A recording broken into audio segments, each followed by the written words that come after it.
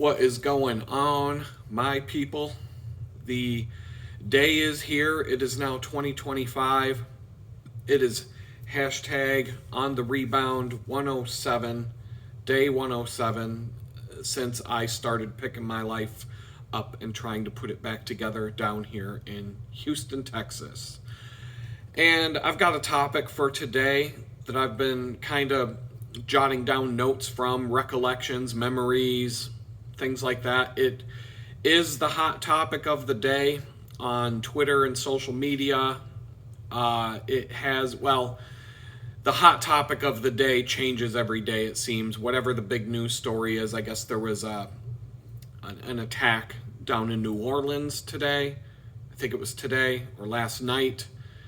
And that everybody will have forgotten about it by Saturday. It'll be all over the news today, tomorrow being Thursday, Friday it'll start to disappear. By Saturday it'll be gone. You'll never hear about it again, and it'll just be down the memory hole. And maybe if you live in New Orleans, you might hear something about it here and there, but it'll disappear, and there'll be a brand new thing that everybody's talking about on Saturday. And this whole thing that happened in New Orleans is just, it'll be in the past, forgotten about, done. So the big topic of the last couple of weeks is MAGA pushing back on Elon Musk and Donald Trump and all of these guys because, how do we put it? Now that the Republicans are in charge and all of this talk about mass deportations and get rid of all the illegal immigrants, what they're starting to reveal is kind of what I've been talking about a lot on this channel. When you put the other shitty party in charge of the country, you're going to get the shitty things that they bring to the table instead of the shitty things that the Democrats have brought to the table. So either way, no matter which one you put in charge, they're out to ruin your life. They're out to destroy you, the peasants, the people that push the buttons and work the machines. You know, they don't care about you. They don't give a fuck about you. Watch some George Carlin, especially later in his life. I mean, he tells it like it is. And it just keeps getting worse, and his predictions just keep getting more and more true. So what's going on with deportations and immigration is that they want to get rid of all the illegal immigrants, and then they want to bring over hundreds of thousands, if not millions, of legal immigrants to replace all the American workers at their jobs.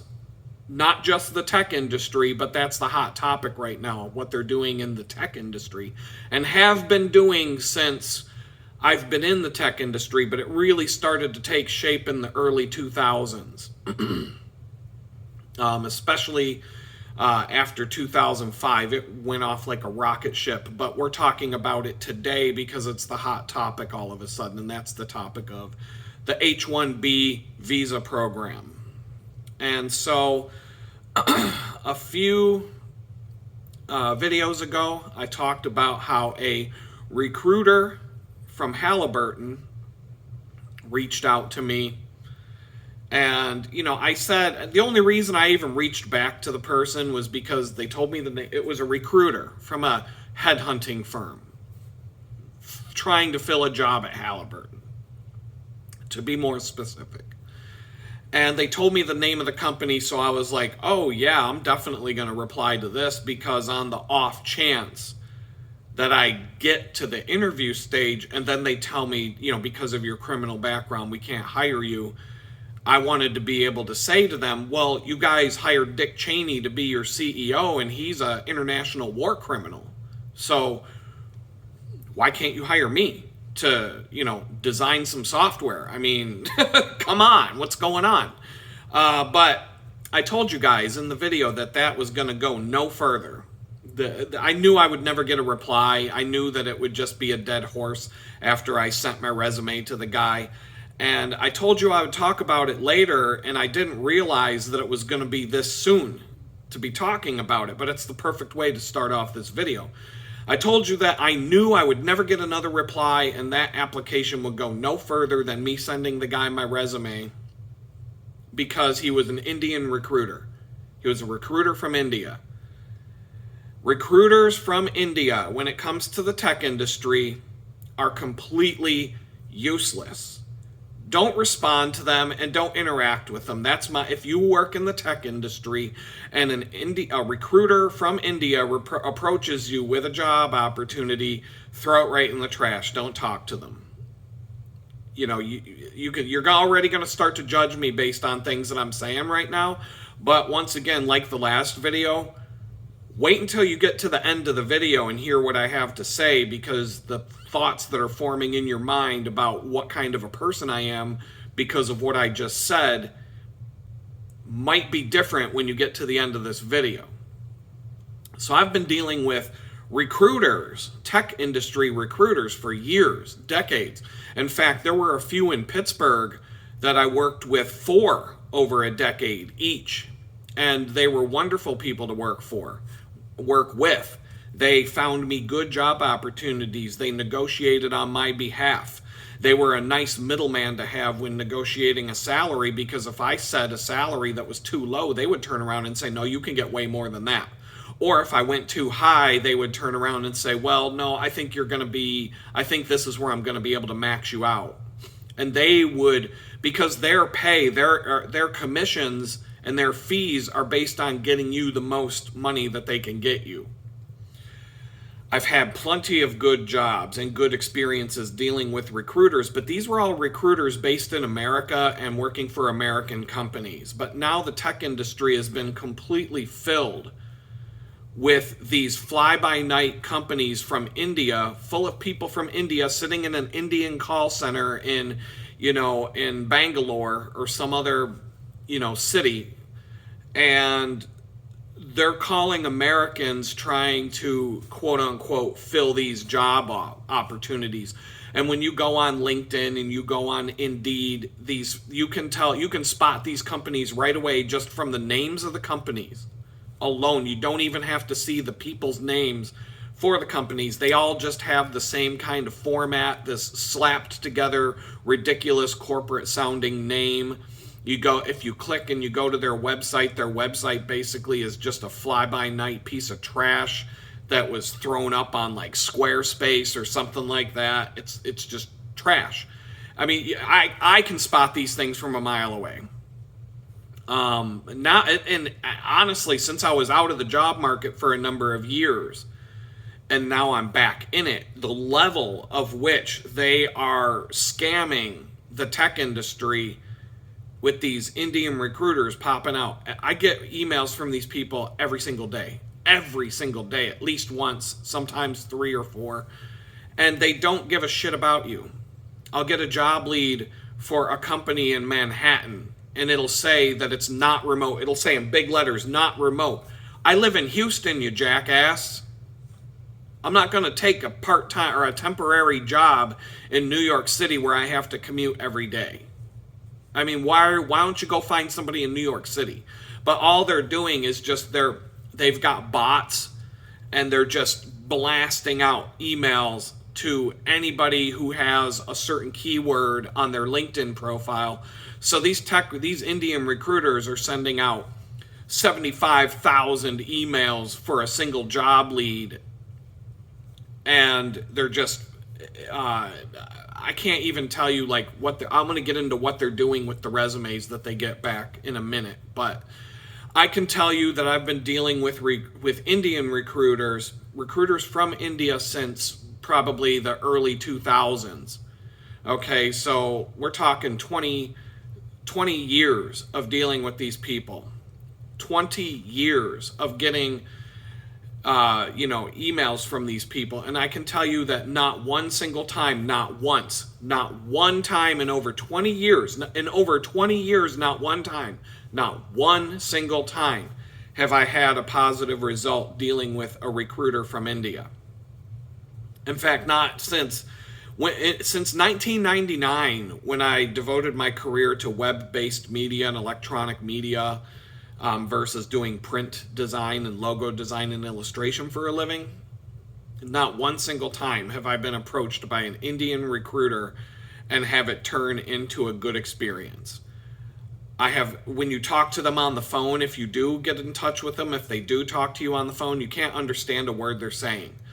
I got a lead from one when I was in Jamestown. There have been times throughout my career where I just shut it off. If I see that it's like Prajit Shwamahari or something like that, when I get the email in my inbox, that shit goes straight to the trash, okay? Boom, that's out of here. I'm not even looking at it. I'm not even going to read it. So, but when I was in Jamestown and I was looking for a job, I would respond to them because of the simple fact that social services expected me to apply to a certain number of jobs every week, and they were looking at how many hours I'm putting in on it. So if, Shamir Shamahabi sends me an email saying we have great opportunity in Manhattan for the UX and the design, then I'm going to respond to him just because it checks off a box on my, yes, I talked to this company last week. So there was one that contacted me for a job opportunity in San Francisco that was remote. They wanted to make sure that the hours were compatible. Well, I actually got a hold of this woman on the phone, and we talked, and she told me the name of the company, and I didn't understand it. She was like, and blah, blah, blah, blah, blah, and blah, blah, and blah, blah.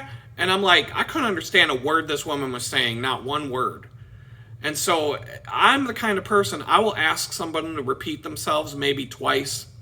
And if I still can't understand what you're saying, I'll just pretend. I'll just pretend that I heard, oh yeah, that's great. That sounds great. Okay, whatever.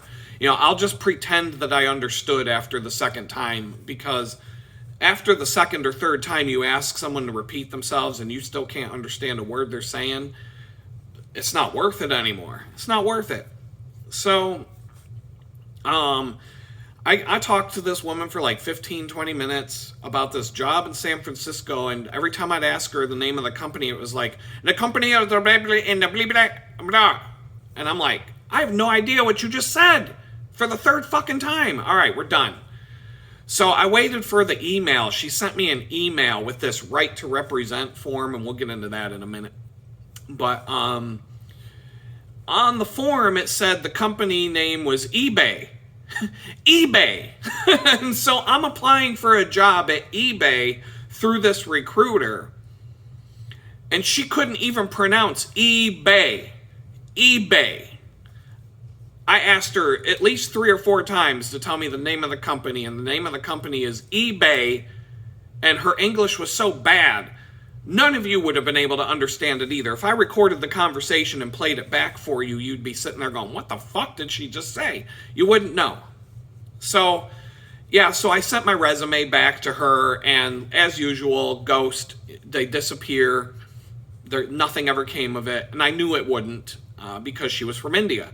So, like I said, normally I don't respond to them, but every now and then I will. For one reason or another. The last time I did was because it was Halliburton, and I figured I could get a Dick Cheney joke in. And that, honestly, being able to tell a Dick Cheney joke to somebody representing Halliburton was the only reason why I applied to a job at Halliburton in the first place. So, I was bored that day. Whatever. Don't hate. So, anyway, most of these Indian recruiters, these people from India, like I said, they're just blasting out these things, these emails to everybody that they get, probably 50 to 100,000 at a time every time they get a job opening in their hands. And they may not even have been contacted by the company whose job they're trying to fill. They will go to job websites like Indeed and LinkedIn and just look for open positions at companies and then try to fill those positions themselves. They'll send you a lead for a job that you could have went and found yourself. And this is one thing I will do if an Indian recruiter sends me an email. This is a handy tip for all of you as well. I don't like to give away all my secrets, but since you're watching the video, if you got this far, you deserve to hear some secrets. if you get an email, if you work in tech, you get an email from an Indian recruiter, it's going to have a job description, and these people are fucking lazy. So you can take that job description and copy it. Highlight the text, hit copy, go to Google and paste the text into the field. I would say 7 out of 10 times the job description that they're trying to fill will pop right up in the Google search results immediately. Immediately. It'll be the first 1 or 2 links that show up in Google, because they're so lazy that they're just copying and pasting job descriptions. So basically this headhunter from India just gave you a lead that now you can go and apply to that company yourself, directly to the company, and skip that middleman from India. So that's what they do. It's just a racket. But what they're doing when they ask for a resume from an American citizen who has good experience in that line of work is they're looking to copy and paste your resume. They're either going to take your resume and change the name on it to some guy from India who's trying to come over and get a job as a programmer, or they're going to take all your bullet points and all of your experience and all of the things from your job descriptions at the different companies that you've worked for and copy and paste it into some random guy's resume from India, and then they're going to apply to they're going to send his application to the job, not yours. Because these people are just, the people from India, they're trying to bring more people from India over to the United States to work for these companies. And so that's what they're doing. They're hiring their own, but they're farming. It's a resume farm. They're farming resumes, and anytime you send them your resume, you're basically inviting them to copy and paste the pieces of your resume and put together a resume for someone in, Bangladesh to come over here and take an American's job. So that's what they do. It's unethical, but these countries, these people that live in these foreign countries have no ethics. I could do 10 episodes about that alone. But, they're not doing anything that's unique or that hasn't been done before. You ever been to a Mexican restaurant in your life? Who do they hire? Mexicans. Mexicans work in Mexican restaurants. You ever go to a Chinese restaurant? Who do you see? Chinese people. Chinese people hire Chinese people to work in restaurants. You ever go to an Indian restaurant? Who do you see working? People from India. You ever go into a 7-Eleven franchise that's owned by an Indian? Who do they hire? People from India. You ever been to a hotel that's owned by a guy from India or a woman from India, someone from India? Who comes to clean your room? What nationality is the maid? She's from India. So people do this kind of stuff all the time, but it's only considered to be racist when white people do it. If a group of white programmers hires another white programmer, that's racist. But if a group of Indian programmers bring over 10 more Indians from India to work with them, that's, culturally acceptable. That's great. That's a wonderful thing. And so I'm not saying that, first of all, your race, your country of origin, your religion, your sex, your gender, your skin color, none of that shit has anything to do with whether you're good at your job. And if we're talking specifically about programming, it has nothing to do with whether you're a good programmer or not. I know plenty of brilliant programmers from the country of India who I've known for years, I've worked with. They're brilliant, they're awesome, I love working with them. But there are a lot of people who come over from India who are just completely incompetent and inept.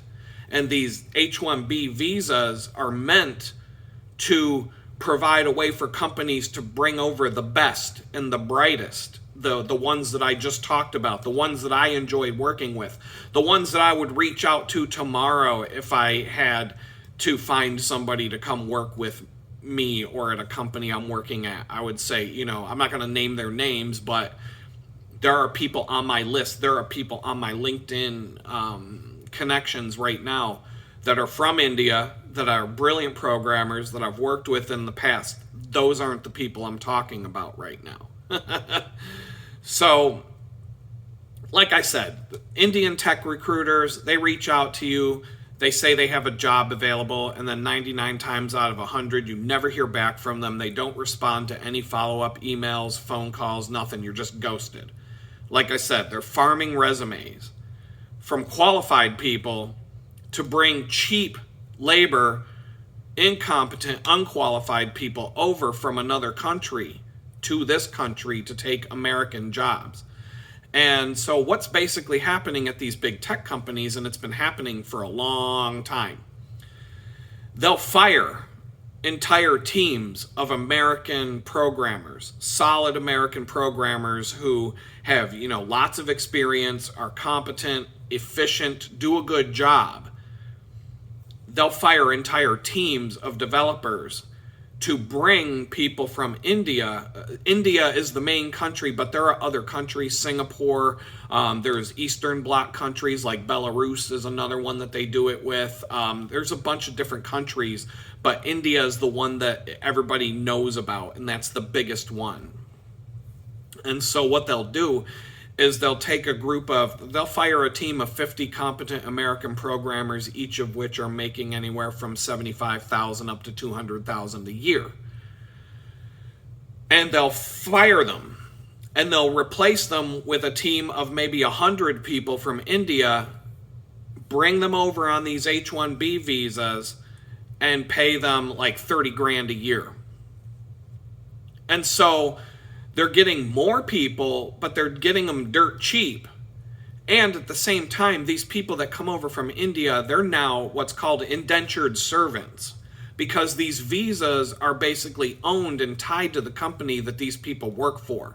So if, XYZ Corporation brings in 100 people from India on an H-1B visa to work for them, they don't ever have to give out raises. They don't have to provide good working conditions. They don't have to compete against other companies to keep their talent in the building.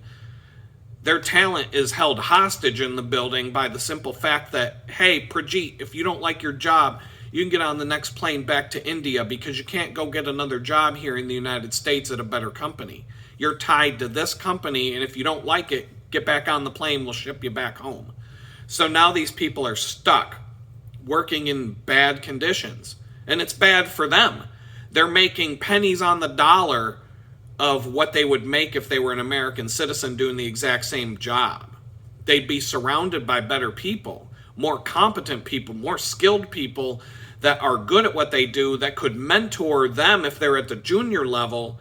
If you're at the junior level, you need to be surrounded by people who are better than you so that you get better. But you absorb their level of knowledge as you work with those people. You get better as a result of being surrounded by better people. So for the people coming over here from India, it's a bad situation for them as well. But what it does on the American side is now that these companies have an endless pool of labor that they can bring over here for 20 grand, 30,000 a year when they're used to paying 75 to 150,000 for the same job to an American, they're putting all the Americans out of work, and they're pushing down the wages across the board at all these companies so that if you're an American, you want to come back to work, well, you're not going to make 150 grand anymore. You're going to make 30. You're going to make the same as you'd make working at McDonald's to write code. The only benefit is you get to sit at a desk and look at a computer all day instead of flipping burgers on your feet, walking around on a greasy floor all day long, getting, fryer grease all over your clothes every day. That's the benefit now. And so that's the game that's going on right now with all these tech oligarchs who now got Donald Trump in power and the Republicans in power. We're going to get rid of all the Mexicans, all the illegal immigrants. We're going to ship them back to Mexico. But we're going to bring in a bunch of immigrants by doing this H-1B visa scam, and we're going to replace a bunch of American jobs. And yeah, it's happening in the tech industry. Don't go thinking that your job is safe if you're one of the backbone of America, blue-collar workers. Your job's just as much gone as anybody who works in front of a computer all day, believe me. Ever ridden on a Greyhound bus? Ever been on a Greyhound bus in the last year or two? For me, I used to ride a Greyhound bus when I was in college. That was when I've rode the Greyhound bus a number of times. When I was in college, also sometimes when I'd go on long distance bicycle rides, I'd hop a Greyhound to come back to Pittsburgh. So I've taken a number of Greyhound bus rides. I had to take some Greyhound bus rides when I got out of prison. And I noticed something. Everybody who drives a Greyhound bus now is Chinese. They're from China or they're from Asia. They don't even speak English. And I've heard, and I've done some homework on this, that the entire Greyhound bus driving industry has been completely taken over. There are no Americans driving buses anymore. They're all imported workers from other countries who don't even speak English driving a bus for probably 1/3 of what the bus drivers used to make back when it was American bus drivers.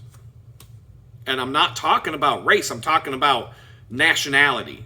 Americans, you could be black, white, Chinese, Puerto Rican, you could be, from India, you could be 10 different nationalities, but if you're an American citizen, you are a legal American citizen, maybe you're part of a bus drivers union or whatever the case may be, you had a nice comfortable job driving a bus, doing that, backbone of America, blue collar shit. And now they're firing everybody at these companies and replacing them with dirt cheap labor from China because these people are willing to come over here and work for 20 grand a year doing these same jobs.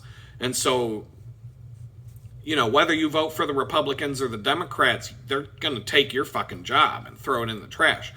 The only advice that I can give anybody, and this is the advice I've had to follow since I was since I was young. And I learned real quick, there is something called make yourself indispensable. And now there's also a saying that says nobody is indispensable, everybody is disposable when you work somewhere. But the more skills and the more specialized knowledge and the better that you get at doing what you do, the less likely you will ever have to face being replaced by some, dirt cheap foreign immigrant who can't do the job. And so I've personally never had my job get replaced by somebody from overseas because the work that I do is specialized enough that these people coming over here can't do it. And the ones that can, who come over here, are also getting paid the top dollar because they're, whether they immigrate to America or whether they're the children of parents who immigrated to America, they busted their chops and they got good at whatever it was that they do, and they get the jobs based on their merit. And I'm fine with that. I'm fine with people getting a good job based on them being good at it, even if they come from another country. I don't even care. The point that I'm making with this particular topic today is that companies are using the visas that allow them to bring good people over here to take these jobs from Americans, and they're abusing it, and they've turned it into a way that they can just bring cheap slave labor over from overseas, just like we've sent all of our manufacturing jobs over to China. So Chinese slaves, communist Chinese slaves who are literally slaves in that country are now making your iPhones because it would be too expensive to have people in America make your iPhone. And your iPhone, instead of costing $1,000, would cost $5,000 or whatever. That's their excuse. When you're at the top, when you're the CEO of Apple or the C whatever O of Apple, hookers and blow cost a lot of money. So most of the money that they make from the iPhone sales goes into their pockets. The people below that, the amount of profit drops sharply 3 levels down from the top of a company like that. So, but anyway, they're mass importing people from other countries. And the best example, downtown Pittsburgh. I worked in downtown Pittsburgh. I worked in Pittsburgh for 25 plus years. Now, I'm just going to tell you that downtown Pittsburgh back in like the mid 2000s, late 2000s, when all of this was starting to happen, there are a lot of restaurants in downtown Pittsburgh, but as far as I'm aware, there's no good Chinese restaurant. There's like maybe one Mexican restaurant here and there, and they usually don't last long. There's a lot of chains, there's a lot of steak shops, a lot of Subway, like a lot of sub shops, cheesesteaks, a lot of burrito joints, like Chipotle and all the copycats. You got lunchtime food everywhere. But the ethnic stuff is kind of hit or miss. But in downtown Pittsburgh back during this time, there were three Indian buffets. 3 Indian buffets. And multiple Indian restaurants. Why is that? Let's think about that. Now, on one street, there were 2 different Indian buffets. I've been to them all. They were fucking delicious. I love Indian food. But to have 3 India buffets within 2 of them on the same block and the third one just 3 blocks over, all in the same building where all the high-rise towers are, where all the programmers work, there is a very specific reason why there's 3 Indian buffets and no Chinese restaurants, no Mexican restaurants. None of these other ethnic foods, they're not there. And just one building that I used to work in, I'm just going to talk about it, PNC Bank. I called it the Curry Tower High Rise because they had 3 major buildings in downtown Pittsburgh that each at one point in time was the company headquarters. They had a 36-story building that was the company headquarters. Then they got bigger. They built another tower next door that was like 50 stories or something like that. Then they got bigger and bigger and bigger, and now they've built this giant glass, modern, ultra refined, ultra eco-friendly glass tower that's in downtown Pittsburgh. So within a block radius, there's 3 high-rise buildings for PNC Bank. That's their headquarters. And now the one tower that I used to work in was the original, the dumpy one. That's what we called it because it was falling apart. It was kind of crummy inside. There was a stark difference between the Curry Tower and the main tower. But the Curry Tower smelled like curry. Every floor, every time the elevator door opens, it smells like you're at the Indian restaurant. And I'm not kidding. Because each floor has a kitchen. People bring their food from home. You smell the food all over the place. So this is not like just some racist, idiotic comment. The building smells like curry. And the reason why is because the entire building, that particular building, is completely filled with H-1B visa workers from India. And there are other people. There are some white people here and there. But you're talking like maybe 1 out of 20. And it's a 36-story building. And so I had some small issues. Now, generally, people were friendly. I had a guy from India on my team. I had a team of 5 people that I was managing. One of the guys on my team was from India, and he was the best guy on the team. He was the best guy. We all agreed. He was the one that we all... There were a couple of American dudes. One guy was just angry and lazy, and you couldn't even stand to be in a meeting with him because he was just bitter and angry and just lazy and other stuff. So, but this guy from India, I'm not going to say his name, was brilliant. He was a great programmer. He was friendly. He was on his game. He was on his mark. I loved working with the guy. He was the go-to guy. So, once again, this is not racist comments.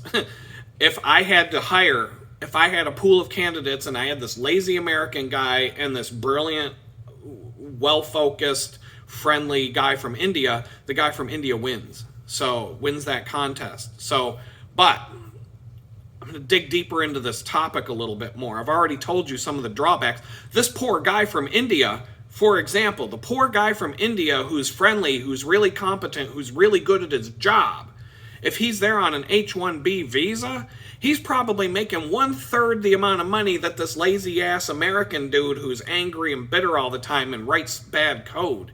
He probably makes 2 to 3 times more than the guy from India. That's not fair. The guy from India, there's nothing he can do about that. The American, if he got paid what the guy from India was making, like if they demoted him, he could just leave and go to another company. The guy from India, he's stuck there. He's stuck with whatever he got from them.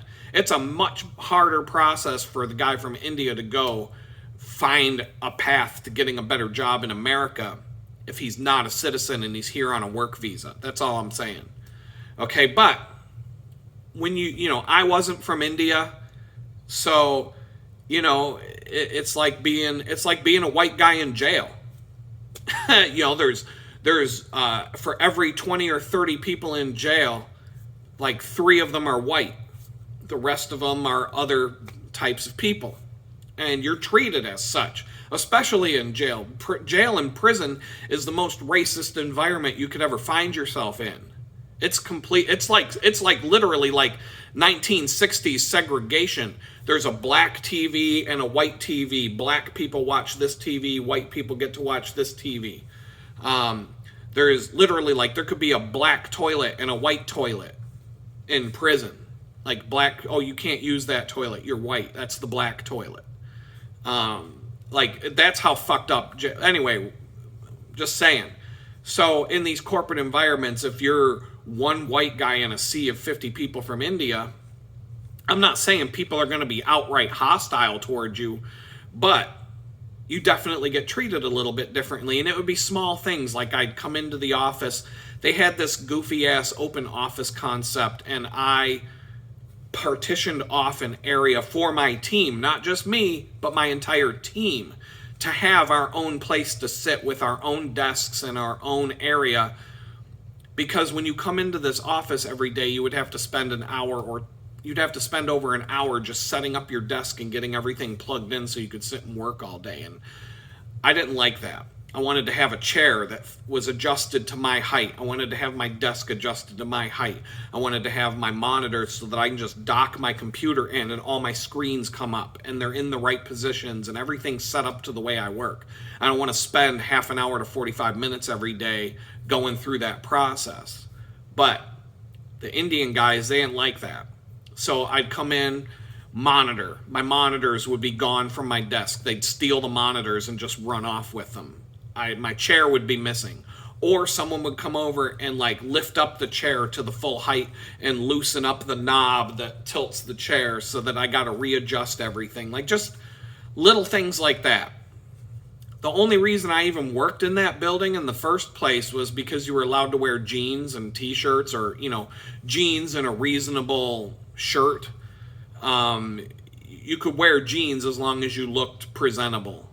And since all I ever did was sit in front of a computer or sit in meetings with other people on the teams, I didn't have outsiders coming in. If I ever had to go meet with clients, which I did, I would dress up. I would dress the part. But on the days where 99% of the time I'm having a meeting with other people on my team in some, sweaty conference room where we just want to be comfortable because we're going to be sitting in this room for 8 or 9 hours today. So let's just be comfortable. Our clothing has no bearing on the work that we're doing. So that's why I worked in that building. I could have worked in the glass corporate high-rise tower. I had my own desk in an area. I had a space over there for me. I didn't use it because I didn't want to be in that building because you had to dress up to go to that building. I would literally either have to come in wearing a suit or that khaki pants or just these ugly ass clothes, uncomfortable, and it was just stuffy. It was cutthroat. It was just it wasn't a good. The Indian Tower, Curry Tower, was a more laid back, friendly environment, to be honest. So I worked over there, but because I wasn't on Team India, there was some issues there. And it was just, small little things. They weren't doing, a guy from India who did the same thing I did would come back the next day and have his monitors and everything would be untouched. I'm just going to leave it there. I quit that job in 4 months because it was just too cutthroat. There were so many other things going on that have absolutely nothing to do with anything I just talked about that were the reasons that drove me away from that job. But the point is, this company filled one whole tower of people with foreigners to replace the Americans that used to work there. And they pay the foreigners maybe 1/3 or less of what they paid the Americans who worked there. And we're 39 minutes into this video, and I've got some more examples to go through. But I'm going to talk about my experience, some of the things that I've seen, one specific experience that I've had that demonstrates why replacing American programmers in the tech industry and other lines of work. There's no real difference in how American manufacturing jobs got shipped overseas. American programming jobs have been being shipped overseas for a long, long time. Or they're bringing the workers here, because with manufacturing, you've got to be at the factory. With programming and tech, you can be sitting anywhere. So they'll bring them here to America so that they can kind of keep them under their thumb and keep them in the same time zone.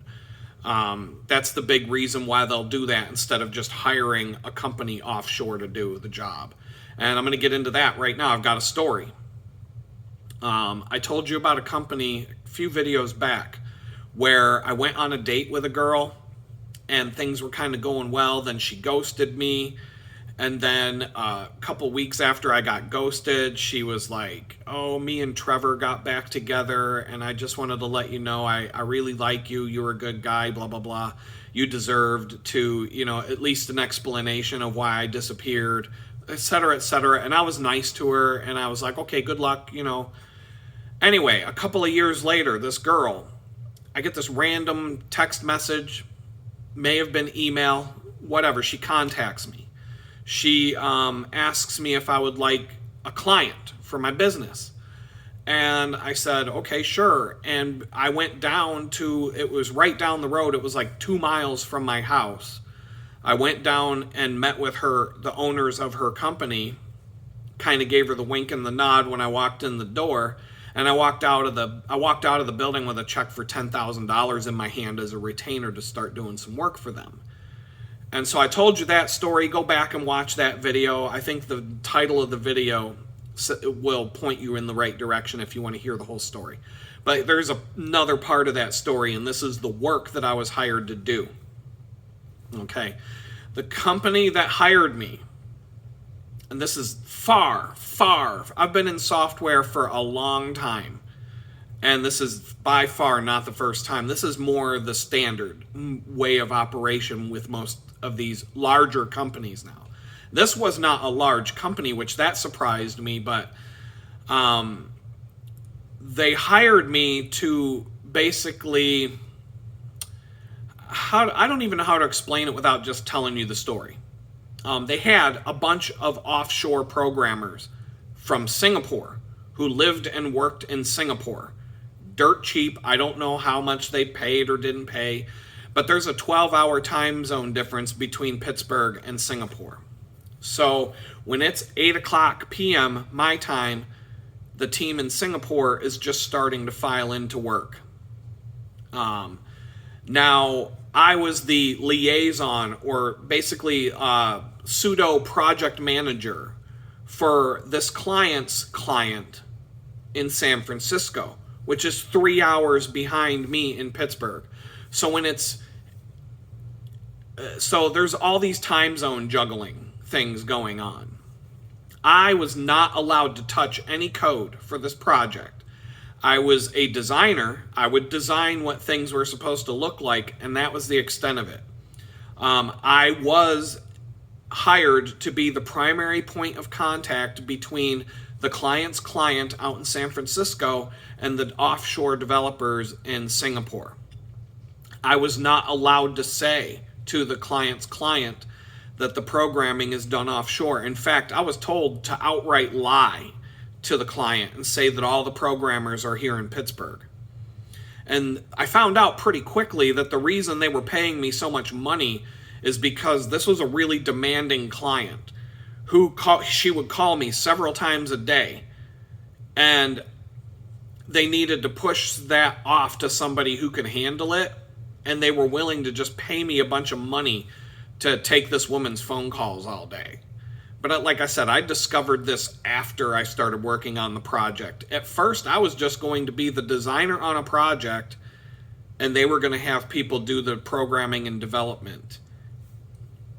The money was good, But eventually I had to stop. I literally had to just say, I can't do this anymore, because it was hurting my overall business with the time suck that it created for other projects that I was working on, because it was sucking away a lot of my time that I needed to put into other things for things that weren't really giving me anything to gain. I wasn't going to be able to put the work I'm doing in a portfolio. I'm not going to be able to use the work I'm doing to get more work for myself.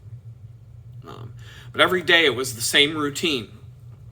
I would start work around 8 in the morning, and now it's 8 o'clock p.m. in Singapore. So I'm reviewing the work that was passed to me, and the work was passed to me at 5 in the morning when all the people in Singapore went home at the end of the day. And so, of course, I find problems. I realize that the instructions that I sent them weren't followed, or they just did a piss poor job of doing what was asked of them. The quality was bad. They didn't follow directions. And so I would have to start putting together a new document to give them instructions for when they came into the office at 8 p.m. tonight, 12 hours away from now, my time. And so I would need to send them a several-page Word document, PDF file, with extremely, extremely detailed instructions for even the most basic of tasks. It took more time to document the work that they needed to do than it would take to just do the work. If I had access to the code, I could have done all the work by noon. and probably, I could probably wrap this project up for them in a week if I could touch the code. But I would literally need to type a paragraph worth of instructions and take screenshots and put notations on the screenshots and all of these different things, like 1 page of a PDF document full of instructions for them to correct a misspelled word, instead of just being able to go correct the misspelled word. I would have to spend half an hour worth of documentation to tell them to correct this word. And then imagine if I had to tell them to do something that was complicated. So like I said, if I had access to the code, I could have worked in real time. I could have fixed things. I could have got this thing out the door for them pretty quick. It was not a complicated website. But now, around noon every day, this was every day for months, at noon, lunchtime, my client's client in San Francisco is now arriving at her office. And she immediately picks up the phone and starts putting me on blast. And she's angry. Every single day she's got a laundry list of all the things that didn't get done, or the piss poor quality of the work that was done. And she's getting really demanding with me, and she's threatening to pull the plug on the project unless these things get done. I need these things to be done today. Before I leave the office, it needs to be done today. And so I'm not allowed to tell her that the changes are not going to be done today. And that at the bare minimum, it's going to be 2 a.m. her time to see if anything gets done. It's noon my time. It's 9 a.m. her time. It's 9 a.m. her time. The bare minimum it's going to be is 2 a.m. her time before she can even see if anything got done, because of all these time zones and the differences in time. And that was the bare minimum. So even if it was just a misspelled word, the client's dumbfounded that she has to wait 24 hours to see a misspelled word get corrected in a website. She's dumbfounded and she's pissed off, and rightfully so. I would have been if I was in her shoes, but I would have been able to figure out what's going on if I were in her shoes. 24 to 48 hours to get a misspelled word fixed. She knows something's up, but she couldn't put her finger on it, and she couldn't call me out on it. She never really put me on blast and asked me if the company had people over in Timbuktu doing all the code. It would have made, everything would have made, if I could have just been honest with her, it probably would have made her get less angry, because she would understand why changes take so long to make. So I told her, to the extent I could say I don't have access to the code or I'd fix it myself, that was the That was the best, that was the only shred of truth that I could share with her without making my client get mad. So basically, I got hired so that my job was to not elevate anything where she can get above me and go to the owners of the company who were paying me. I was paid for 6 months or so to be a gatekeeper. And that's all it was. I was a gatekeeper to keep this woman from pestering the people that were paying me. That's what it was. It wasn't a design job at this point.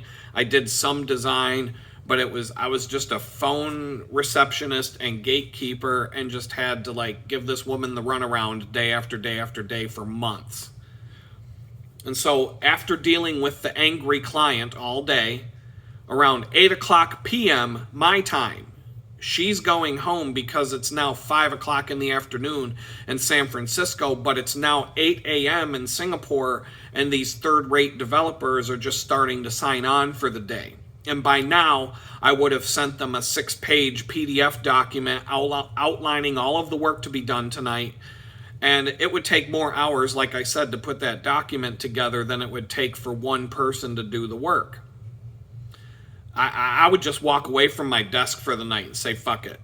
Every now and then, maybe if I could make my life easier, if I got an email in the middle of the night from Singapore asking me questions or whatever, asking me for something that I didn't have to put much time into other than type an answer and send it back, okay, fine. But usually the way it would happen is I would get to work at 8 in the morning, and there would be a pile of email from the developers that they sent out just before they go home, because it's a game that they're playing. So there'd be a whole bunch of emails asking me a bunch of questions about the tasks that I sent over yesterday. So no, the tasks didn't even get done. And now they're trying to throw the ball back in my court by saying, well, we don't have the requirements that we need because you didn't send it to us. Your 8 or 9 page PDF document didn't explain how to correct the spelling of the misspelled word. So we need you to send a 15-page document, So anyway, it just went back and forth like that.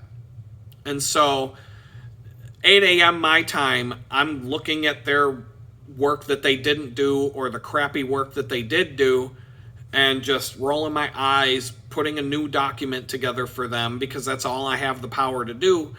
And now the client shows up at noon, and of course she's angry as hell. Again, for the same things that I can see myself that either weren't completed, or if they were done, they were done with no quality and it was just garbage and broken. So then I would spend the entire day, once again, stalling her, pushing off. Like, I'd make her call me 3 times before I'd answer the phone. She'd leave 3 angry messages. I'd be like, all right, I got to take this. I got to get back to her now. My job was to keep her from screaming and yelling at the owners of the company. So I had to play that game.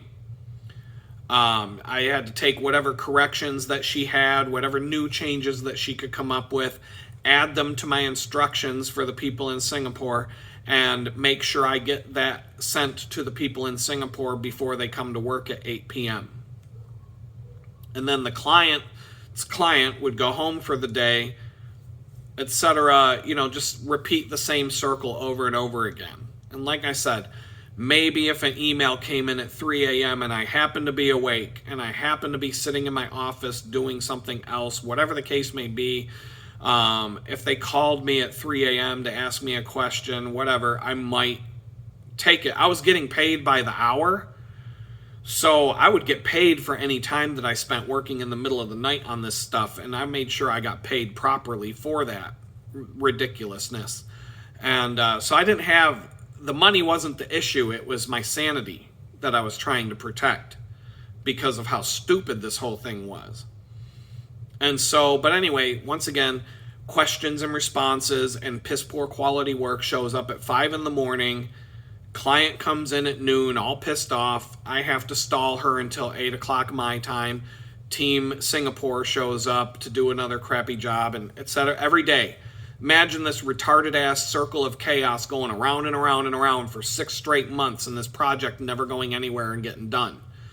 So this is exactly what happens when you do offshore programming and you replace your team of competent American tech workers for a shit show over in India, Singapore, Belarus, whatever. I have watched company after company after company, time and time again, completely crash and burn to the ground because they decide to hire offshore programmers who completely destroy a software product.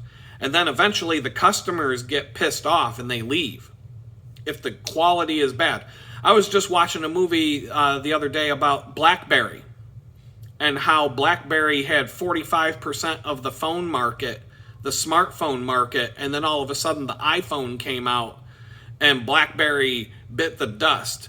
And to try and save the company, BlackBerry came up with like some piece of dog shit copycat of the iPhone, and they sent it over to a 2-bit ass clown company in China to reproduce or to produce and bring over to America so that they could do it quickly. And I think it was called the BlackBerry Storm. Something like almost 100, like 99.99999% of the people who bought that phone returned it to Verizon and demanded their money back because it was a broken piece of shit that didn't work at all. It didn't work at all. And because BlackBerry decided to just ship the thing off to China and have, cheap-ass Chinaman build it for them. And they got what they paid for as a result. And the companies returned the customers returned the product en masse. And Verizon ended up suing BlackBerry for like $500 million over it, and BlackBerry was done. Now they have 0% of the phone market. If by chance BlackBerry had buckled down and tried to make something that was quality to compete with the iPhone, they would have needed time to do that. But they would have had a better chance, is all I'm saying. But this is what happens when you offshore your programming. You get dirt cheap programming, but you get dirt cheap quality in return. Garbage in return. And like I said, I've seen this happen. I've been in my business. I've been in my line of work for years. And I can tell you, I've seen dozens of companies completely crash and burn because of that decision to get cheap labor, either from overseas and bring it here or get it from over there. You're done at that point. It's over. And so, like, I could make another 2.5 hour long video just telling you my stories and the things I've seen with my own eyes. But we're 57 minutes into this video. It's going to be another long one. Whatever. Maybe this is the format I'm getting into now. A long-ass video once or twice a week. At least for now. But I found an article, because things just been popping up in the feeds as this has been the hot topic lately. And so a news outlet called Industry Week has an article from June 28th, 2019. So this is 6 years ago. It's about 6 years ago that this article was written. This was not the hot topic of the day back then. And this article was written well before the things that we now know about the problems at Boeing, like doors falling off the planes and wheels falling off the planes, and probably a wing's going to fall off of a plane here and there sooner or later. But Boeing's in the news like every other fucking day now with their planes falling apart and having problems with their planes. Well, the title of this article is Boeing's 737 MAX software outsourced to a $9 an hour team of engineers. Okay, and this is not a rip on people from India, but it's just another commentary about how companies like Boeing and just about every major company are sacrificing quality and now safety and security for the sake of cutting costs, whether it's outsourcing important high-skilled tech jobs to cheap underpaid foreigners, or skimping on parts that should be made from durable material like metal instead of making them out of plastic. Before I even read the article, quickly, I had a Jeep Liberty. It had the trail badge. It was a pretty capable off-road vehicle. And as far as the engine and the stuff like that went, they were pretty reliable. The problem with the Jeep Liberty was all the side parts and the plastic shit that was stuck to the thing by Chrysler. And it's part of the reason why Chrysler went under and got bought by the company Fiat. The Jeep Liberty had these plastic window regulators in the automatic, the motor-driven automatic windows on your doors. So this major component where this piece of metal screws through a hole, and it's the bracket that lifts the window up and down. It was made out of cheap plastic. And so I replaced this thing like 4 times. 4 times. It was under warranty. 1, 2, 3, 4. You'd get maybe 2 weeks. 2 weeks out of a fucking window, and then you'd go and roll up the window, and you'd hear the window would just fall down into the door. Boom! Because the piece of plastic window regulator broke again. And so you could buy the part on eBay for about $50, but it was the same shitty piece of plastic that Chrysler is going to give you. It's about a half hour to an hour of taking the door apart and replacing the part, and then you can raise your window up and down again for maybe sometimes a few months, sometimes a week, sometimes 2 hours. The thing would just break again because it's plastic. The dealership, if you took it to a dealership to get fixed, they'll charge you $1,000 to fix that every time. But if it's under warranty or whatever, but if you know how it is when you take a vehicle to a dealership, that's the most expensive place to go to get something done. A regular hometown mechanic, they're just going to charge you for the part and the labor. So they're going to charge you probably $60, $70 for the part, and they're going to charge you for the hour, 2 hours of labor that it took them. So that's still going to be $300-$400 by the time you're done to replace that thing, just to have it go boonk a week or 2 later and break. Eventually it happened so many times that I just held the windows up with duct tape. And here's something funny. Go around, if you ever see a Jeep Liberty, look at the windows. Look at the edges of the windows, because more than half the time, if you ever see one of these things on the road anymore, more than half of the time you'll see that people are holding up their windows with duct tape because they got sick and tired of it too. Well, there was a guy on the internet who fabricated the same part with a CNC machine, and he made the same part, but he made it out of aluminum, and he sold them for $100 a piece. So for each door, you could do all 4 doors for about $400 plus, 4 or 5, about a day of your time to do each door. Boom, boom, boom, boom. You could buy a set of 4, wait for the windows to break, and then you've got the piece to replace yourself. And it's going to break. It's not when. It's going to be on the coldest day of the winter. You're going to go to roll up your window, or you have to roll down your window to get a drive-through or something like that, or whatever. It's going to always happen at the worst possible time, but it's going to break. It's going to break. Every Jeep Liberty you ever see on the road, the windows are pretty much held up with duct tape now. Or they bought the thing from this guy because everybody gets on the internet to look, oh, I can get that thing. It's made out of metal, and you're never going to have to replace it again. You're never going to have to replace it again. If fucking Chrysler would have just made the thing out of metal in the first place, problem solved. But, these assholes. So when I bought my next Jeep, I bought a JK Wrangler to replace the Liberty. I made sure that it had crank windows, hand crank windows. I was not going to buy any Jeep that had power windows, ever, because Jeep doesn't know how to make a window. The hand crank windows have been around since, the 1960s. They've had plenty of time to perfect that system, and I never had a problem with all the things that were wrong with the Jeep Liberty. When I bought a Wrangler, I made sure the Wrangler didn't have whatever it was that would always break on the Liberty. And the Wrangler ended up being one of the most reliable vehicles I ever had. Never had a problem with that thing other than like typical wear and tear and typical stuff. Never had any major issues with it, though. And never had any, like, repeating issues where the same thing would break over and over again. Except for a brake caliper once, but it ended up being a messed up brake hose. That once I replaced the hose, the calipers I never had a problem again. So, that's how it's like in the auto industry when they replace quality with cheap.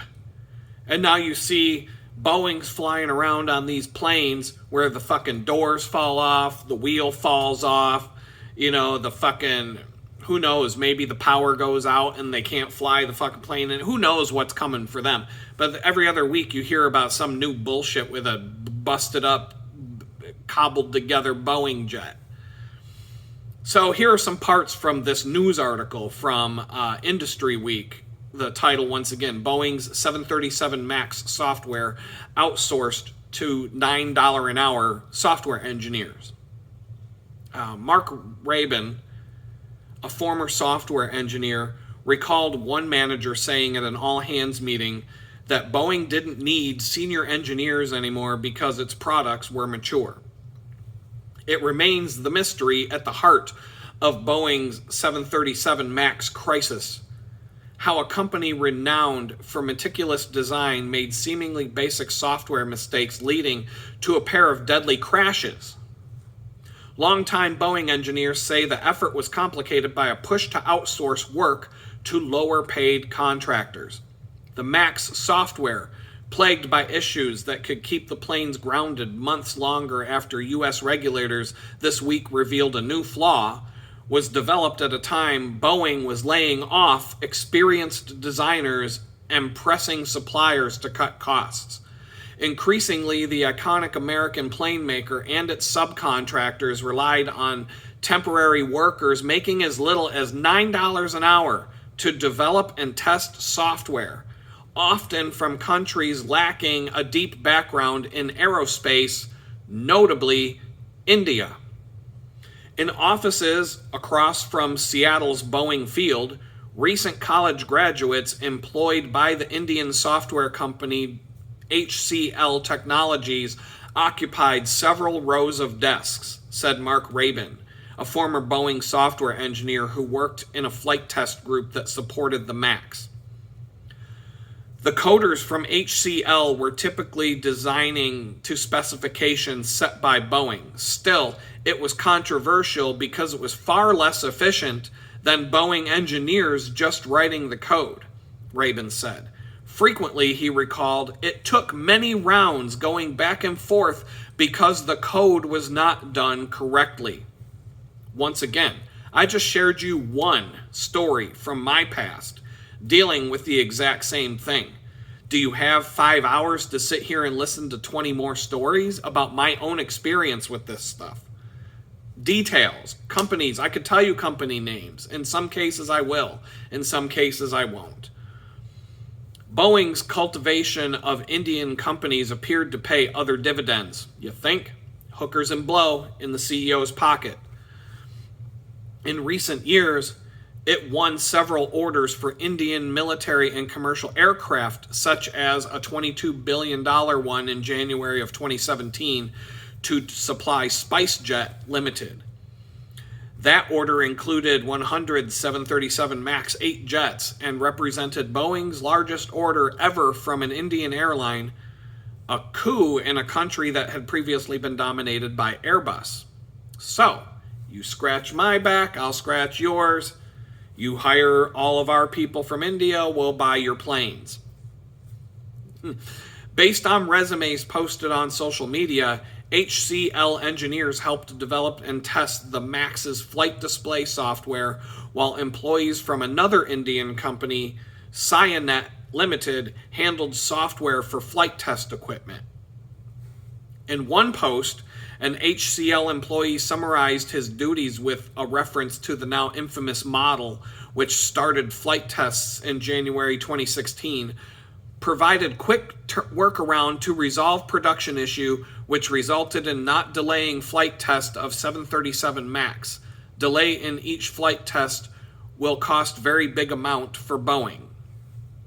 That was on a guy's resume, word for word.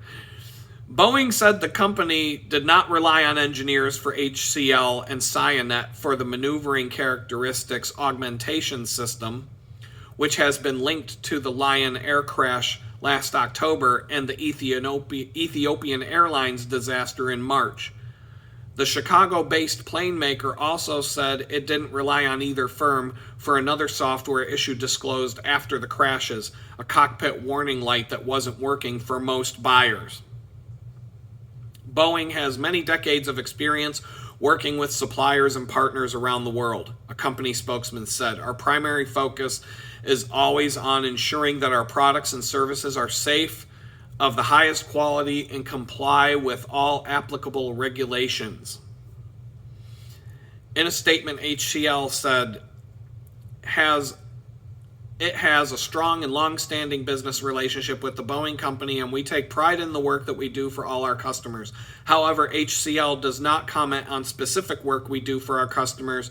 HCL is not associated with any ongoing issues with the 737 MAX. And I'm just going to kind of skip around on here, and maybe there's a couple other tidbits from this. It's a long article, but shoddy code. You're getting poor, piss-ass quality code after you got rid of a bunch of American developers who were competent, had been with the company for a long time, and knew the process of not just writing the software, testing it properly, verifying that things work, but also having good quality control. And, these are all topics I've talked about in a lot of other videos, how software companies themselves, whether it's software that runs a plane that can fall out of the sky and kill you, or Photoshop, or your banking software, or whatever software it is, the software you use on your phone, the software that you're using right now to watch this video on YouTube. There's no quality control anymore. They've gotten rid of quality control. You are the quality testers. You are the product tester. You, right now, watching this YouTube video, you are YouTube's quality testers. Because when you find problems and you bitch to YouTube about it, that's when they're going to look at it and try to fix it. They don't give a shit about how bad it is when they release something to the public. They know that if it's bad, the public will start screaming at them and then they'll turn around and fix it. They just want to get it out there fast. If you go through a quality control team to do that, that quality control team is going to keep sending it back to fix the problems. It's like a restaurant where there's a quality control chef at the front of the restaurant and all the dishes have to go through him before they go out to the customers. And at a nice restaurant, that's probably going to be the case. There's probably a head chef that makes sure everything is quality, and he'll send it back to the cook. Chef Ramsay will scream at you, "Get off your fucking ass, you stupid idiot, and redo this fucking risotto. This risotto is fucking shit." Right? But at a shitty-ass restaurant like Mick Risottos, they're just pushing that shit to the customer and don't care if it's burnt. Nobody's looking at it anymore. The quality control now becomes the diner. The person eating the food who says, "This is crap. This risotto is crap. It's burnt. It's mush. Send it back. I don't want this." Right? Now it's the customer's job to be quality control at these companies. And so, it says in the article, starting with the 787 Dreamliner launched in 2004, Boeing sought to increase profits by instead providing high-level specifications and then asking suppliers to design more parts themselves, just from the specs. The thinking was they're the experts and they'll take care of all this stuff for us. So let's have a door made by some company in China. Let's have, the windows made by some other company, and let's just hodgepodge this thing together. And software, my God, software is exactly like that. Companies that have large amounts of money, if they want to build something, they'll just go buy another company that built it. And then they'll try to hodgepodge the two apps together into one crappy broken app. But the two apps may have been built with completely different code on completely different platforms. One might be running on open source Apache, MySQL, and PHP, older tech or whatever. Another one might be on the Microsoft stack with Microsoft SQL Server and C# and maybe even Visual Basic and other, frameworks. They're completely incompatible with each other, and they'll just try to shoehorn this garbage together and duct tape and coat hanger it so that it works and it looks like it's all one app, but essentially it's two separate software apps with maybe a user interface that ties them together to make it appear as if it's one. And that's what they're doing with the planes now. When you fly in a fucking airplane, all these parts are being designed by 20 different companies and glued together on a fucking plane, and now you know why the fucking door might fall off while you're just flying around. Oh, look, the door. Oh, look, I got a nice view now that the door just fell off. Thank God I was wearing my fucking seatbelt. So that's what's going on right now. Companies, oh my God, I can't, like I said, we're an hour and 15 minutes. If you want to watch an 8-hour video, I can tell you some more stories from my own experiences of, I worked at this one company. It was a startup. They fired me for going to the hospital for the birth of my son. All of their programmers were offshore from a company in Belarus. And so we went through the same thing. There were a handful of us in Pittsburgh that were really, really competent, like high senior level of competencies. And we had a design team in Pittsburgh, and I was kind of like a hybrid designer / programmer for them. And so, but the bulk of the programming was done at this company overseas, and our jobs were to just give them instructions and tell them what to do. And this freaking website would crash daily. I don't think in the year or two that they were in business that website was ever stable. As soon as like a couple thousand people would be on that website at the same time, boom, that motherfucker's going down. It crashed. It would crash every single day. That thing would be down for like half a day. The CEO would be screaming and yelling at the people over in Europe to get their act together and get this fixed, and et cetera, et cetera. And this woman's brother was the CEO of fucking Amazon. Well, he wasn't the CEO at the time, but her brother is now the CEO of Amazon, and he was the head of AWS, and the app was running on Amazon's AWS platform. But these overseas programmers did such a piss poor job building it that the thing wouldn't fucking run. And this is the woman whose brother runs Amazon's web systems, AWS. And she couldn't even get her fucking website to run because she hired foreign programmers to build it. Think about it. Let that sink in. The woman whose brother is the head of Amazon's web services that pretty much hosts almost all the major websites now that you can think of. Cloud-based, major enterprise-level web hosting. Her brother was in charge of that at Amazon, the head guy. Now he's the CEO. Her website wouldn't run for 3 hours without crashing and having major issues and being completely broken and not working at all because she hired cheap foreign labor and outsourced programmers to a place in Belarus who did just such a crappy job with writing code that the thing never fucking worked. And that was part of the reason why the company tanked and went out of business. But there's more to that story. But I found another article about going back to like the H-1B visa scam. This is a good article. It's from the National Pulse. Has no date. A lot of news organizations do that these days. They don't put dates on their articles. And that's a whole nother topic. But it has to do with search engine optimization. They don't want a date on the article so that Google will say, well, that article's from 1992. It's not relevant anymore. And so they do that on purpose. Whenever you see a news article that doesn't have a date, it's for search engine optimization purposes. So this article title is Big Tech's H-1B arguments aren't just false, they're also immoral. So this is a good news article that kind of wraps up what I'm trying to say about this topic in a way that's not coming from me. This is somebody else. So, and this is recent because it says right here, a fierce debate has broken out between President-elect Donald J. Trump's very recent tech industry supporters and his long-standing America First base. At the core of the disagreement is the subject of legal immigration, specifically how Trump should handle so-called high-skilled foreign worker programs like the H-1B visa. One of the staunchest proponents of expanding the labor pool in this industry is billionaire Elon Musk, who pretty much got Trump elected. In a Christmas Day post on X, Musk exclaimed that America needs to more than double the 160,000 semiconductor industry engineers said to be required by 2032. No, we need more like double that number yesterday. The number of people who are super talented engineers and super motivated in the USA is far too low, he wrote, adding, think of this like a pro sports team. If you want your team to win the championship, you need to recruit top talent wherever they may be. That enables the whole team to win.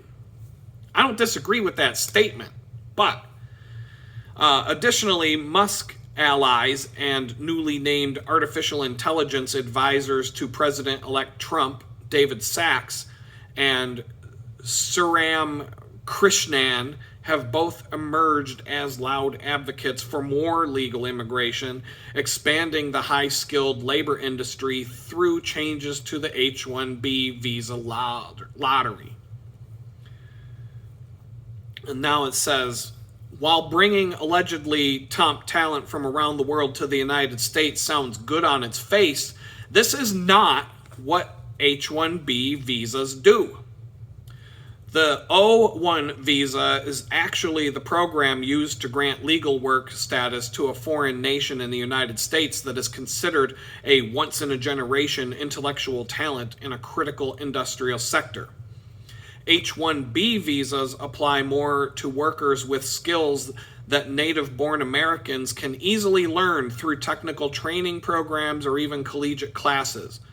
Think more programmer or mid-level software engineer than someone trained in semiconductor fabrication. Even more concerning is that the big tech companies routinely abuse H-1B visas as part of a scheme to suppress the wages of both American and foreign workers together. Both are getting screwed, while maximizing shareholder profits. Once again, hookers and blow for the CEO, and American workers, they gotta go. There's my saying. There's my catchphrase for this. Recently, the U.S. Department of Justice ramped up enforcement of visa rules after a pattern emerged in which tech companies artificially create the appearance of a domestic work shortage to increase their H-1B allotments. This ultimately resulted in native-born workers being laid off and replaced 2- or 3-fold by cheaper foreign H-1B workers. And I'm going to pause there for a second. This happens in mass. You can find tons of stories, and I can even tell you stories from people that I know who get laid off in mass at a company.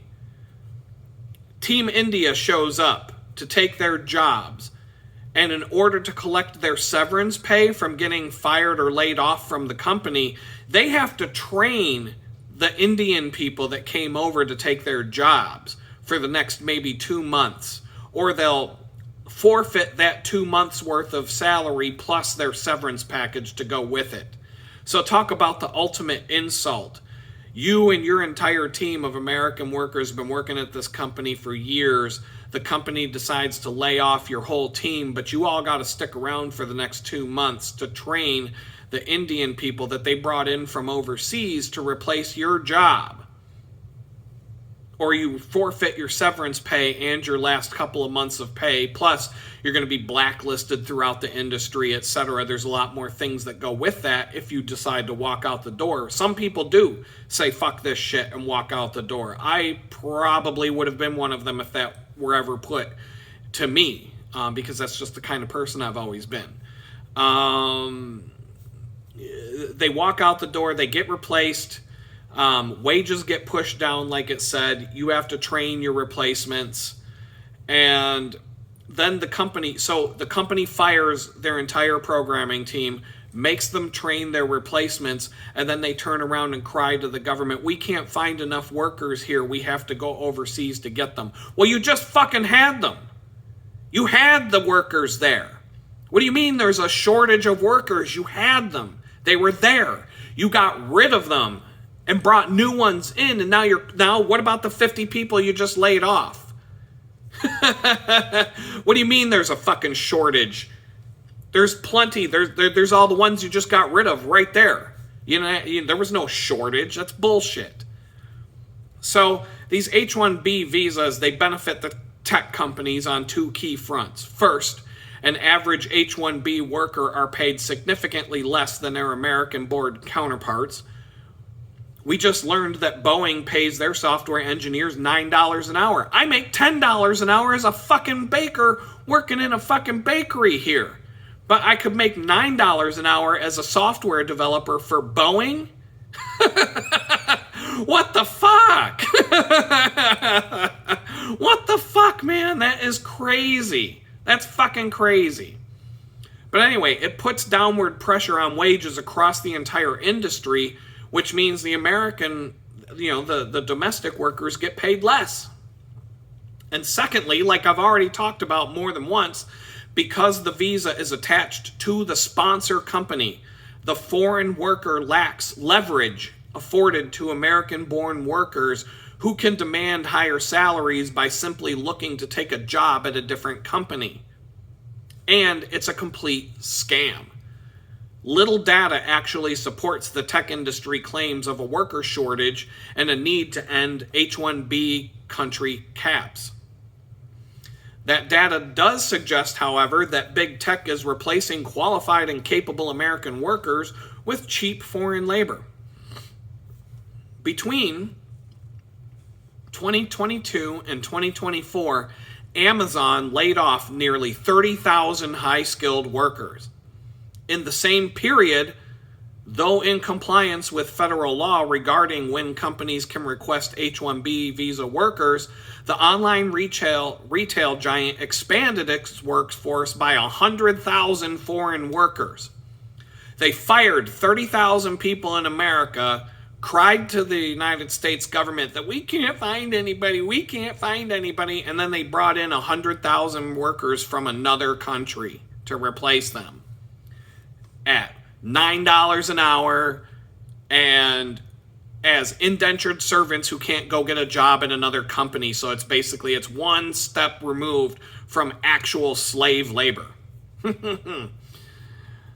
Despite the layoffs, Amazon asked the federal government for a total allotment of 125,000 new H-1B worker visas between 2022 and 2024, while they requested to retain around 90,000. Similar trends are true for Google and Microsoft. Between 2022 and 2024, nearly 60,000 American workers were laid off among the three companies, while companies increased their H-1B employees by over 340%.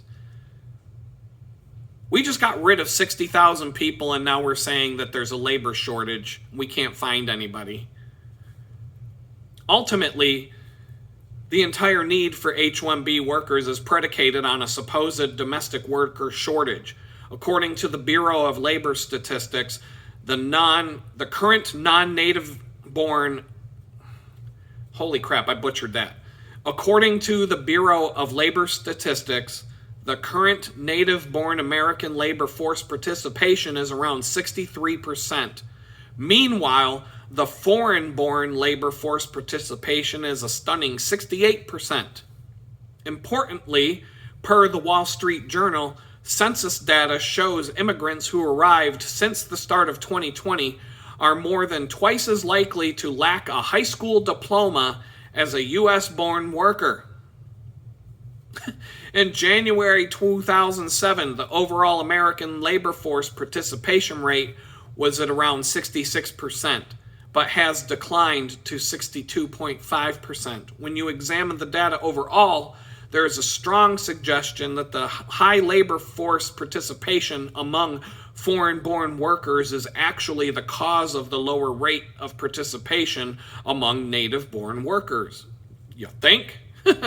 Pricing them out of the job market through downward pressure on wages. An American programmer who was making $150,000 a year at one of these, big companies being replaced with an inept group of programmers from India who are all making $9 an hour. Yeah, you can replace that. You can hire 10 people for $9 an hour to replace the guy making 150 grand and still be saving a ton of money. But you're getting what you pay for, Boeing. Your wheels are falling off, your planes are crashing, people are dying, the door falls off the plane, the fucking navigation lights stop working, the instrument panel lights that say you're low on fuel stops working, the fuel gauge says the tank is full when the tank is empty. You know, all that shit is what you're paying for. And somehow you're still in business. I guess you're just too big to fail. They're too big to care, obviously. I say that all the time with these big companies. They're just too big to care. Companies get to a certain size, and they just don't give a fuck about you anymore. You know, a small company working out of their garage to make it, you know, a small bakery working out of a basement of a home that was, you know, has like 6 or 7 regular ovens, you know, doing catering and wedding cakes and stuff like that. They care about their customers, believe me. They have to care about their customers or they won't have any customers. But when that bakery becomes a national chain, like Krispy Kreme donuts, for example, there was a Krispy Kreme donut on every fucking corner of America, and what happened overnight? Poof, they're gone. Americans finally decided we don't want to go to a donut shop that only sells one stupid ass donut. And we can't, there's more Krispy Kremes on every block than McDonald's. And it was just doomed to fail. But that they don't care. They don't care anymore after they get to a certain size. You know, the CEO's got all the hookers and blow he needs for the rest of his life, and the company goes downhill. And that's the same with the airplane company where the wings fall off. It's just no different. It's no different. But anyway, in November of 2023, tech giant Apple was sanctioned $25 million in fines and back pay due to American workers who were discriminated against in hiring, with the company essentially rigging its recruitment process in favor of foreign workers. They lost a lawsuit for that. The woman who fired me, now this is a little bit different, but kind of the same. The woman who fired me for going to the hospital, the one that was for the birth of my son, the one that was the brother of or sister of Amazon's CEO, she went to work at another company and she worked for chief marketing officer at another company. You can look this up. It's been all over the news. She fired all the men in the entire marketing department of a big, well-known company. Put them all out in the street, replaced them with all women. Yeah, she's woke. She's one of these, you know, woke liberals. She fired all the men and replaced them with all women. The men who were fired filed a class action lawsuit and they won, and it cost this company millions of dollars because of it, because of what she did. And then they had to kick her out the door because of it, because she fucked them so bad. Her woke ass bullshit hiring. And I'm not saying, you know, it was kind of she wasn't hiring these people for cheap replacements. She was literally hiring them because she wanted an all-woman team and because she was woke and she thought, you know, that's what we're doing now in our society. White men can go fucking die. Team woman. But it's kind of the same. She fucked the company by doing that. It says even the big tech companies' own annual reports suggest that they're not suffering from any significant shortage in skilled labor. Elon Musk's own Tesla, they slashed 14% of their workforce in 2024. They slashed their workforce. Generally, a company struggling with fulfilling its labor needs might see a small need to cut some workers if it can't hire to keep up with demand, but far more common is the company hiring instead of laying off workers at all. You certainly wouldn't see around a fifth of a company's labor force being laid off when they're also saying that there's a labor shortage. Duh. So, conclusively, there are excellent arguments for a more fierce O-1B recruiting policy, but the idea of expanding H-1B visas for foreign workers should be a total non-starter for MAGA. not only are the arguments in favor of it, they're not true. But creating more competition for American workers is not even close to the America First philosophy that they speak. And this leads me right into commentary. I'm just going to go through some of the commentary about this that was all over X. Some of the, the big names that were throwing this topic around over the last week or two. And number one is Cat Turd. I'm a fan of Cat Turd. I think he's hilarious. I listened to his podcast. His story is pretty funny. The fact that he got kicked off of Twitter and he came back with a screen name, well, I'm Cat Turd 2. Go ahead and kick me off again if you have to. I'll come back and be Cat Turd 3. And so it was funny. His post about this is dead wrong, though. And he's like, a typical blue-collar redneck from Florida, lives on a farm. Like, this is the mentality of those kind of people. Cat Turd posted, I care 100 times more about the hardworking middle-class citizen truckers, farmers, construction workers, electricians, iron workers, road contractors who pave the roads, bridge builders, roughnecks, plumbers, linemen, home builders, etc., and everybody who actually turns the wrenches to make this country work than all the imported tech bros put together. Without these hardworking Americans who are the backbone of our economy, the tech bros wouldn't even be able to have the power to turn on their computers. They deserve more than to be called stupid. Oh, fuck you, Cat Turd. I mean, I had to reply to him and I said, you do realize that these companies who replaced the lazy-ass tech bros with Team India are trying to replace your lazy-ass unionized thin blue-collar black backbone brigade with foreign workers who work for 1/3 the cost, right? They want to put all native-born Americans in the unemployment line if they get their way, not just the lazy tech bros. And I also had to reply to Cat Turd, if it weren't for those lazy-ass tech bros, Cat Turd would still have to break his back for the backbone of America instead of being a rich internet celebrity. Your whole livelihood and your whole reason to be around anymore is because the tech bros built a platform that made you popular and made you famous. So keep that in mind, homie. Keep that in mind, homie. If it weren't for these tech bros banging on the keyboard to build the backbone of the internet, you would still be out there breaking your back for pennies. So, fuck you. But anyway, man, if these big trucking companies, first of all, the big trucking companies, like I said, the Greyhound buses, you can't find an English-speaking American bus driver anymore. And, in the big cities like Pittsburgh, they have a pub. I have not taken public transit in a long time. But, in the city of Pittsburgh, Pittsburghers, native Pittsburghers drive the buses. Imagine if they all got replaced with people from India and everybody who drives a bus in Pittsburgh doesn't speak English anymore. They work for pennies on the dollars, and all of the Pittsburghers, the native Pittsburghers who've been driving these buses for years, were all put out of a job. And then on top of that, the number of people being run over by the buses and the number of accidents caused by the bus drivers went up by 10,000%. That is what I'm talking about in the tech industry. That's the equivalent right here.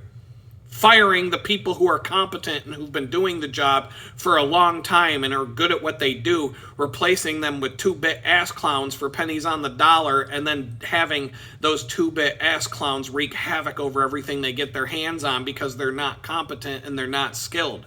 That's what's going on in the tech world right now.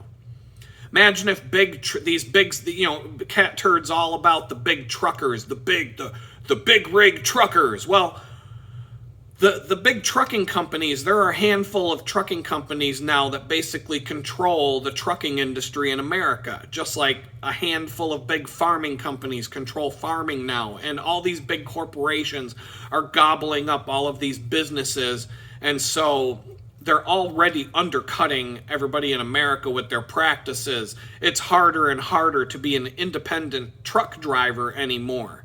You're making pennies on the dollar for your you have to put in a couple of $1 million to buy your own big rig truck.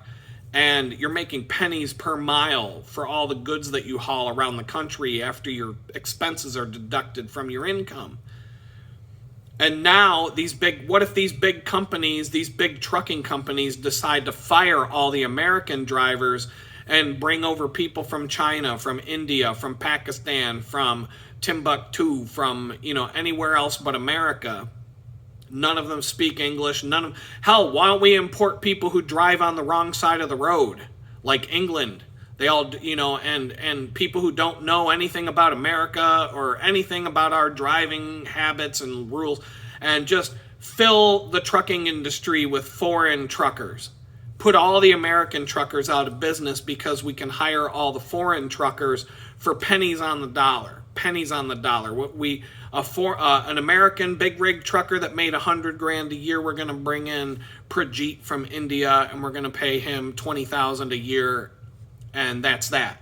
And now the costs have gotten to the point where these big companies are charging so little for their shipping that an American independent truck driver who owns his own truck could not even afford to do a long haul shipment anymore, because the cost of doing business is going to be so out of control that they won't even be able to make $1. They're just going to lose money every time they drive that fucking rig across the United States.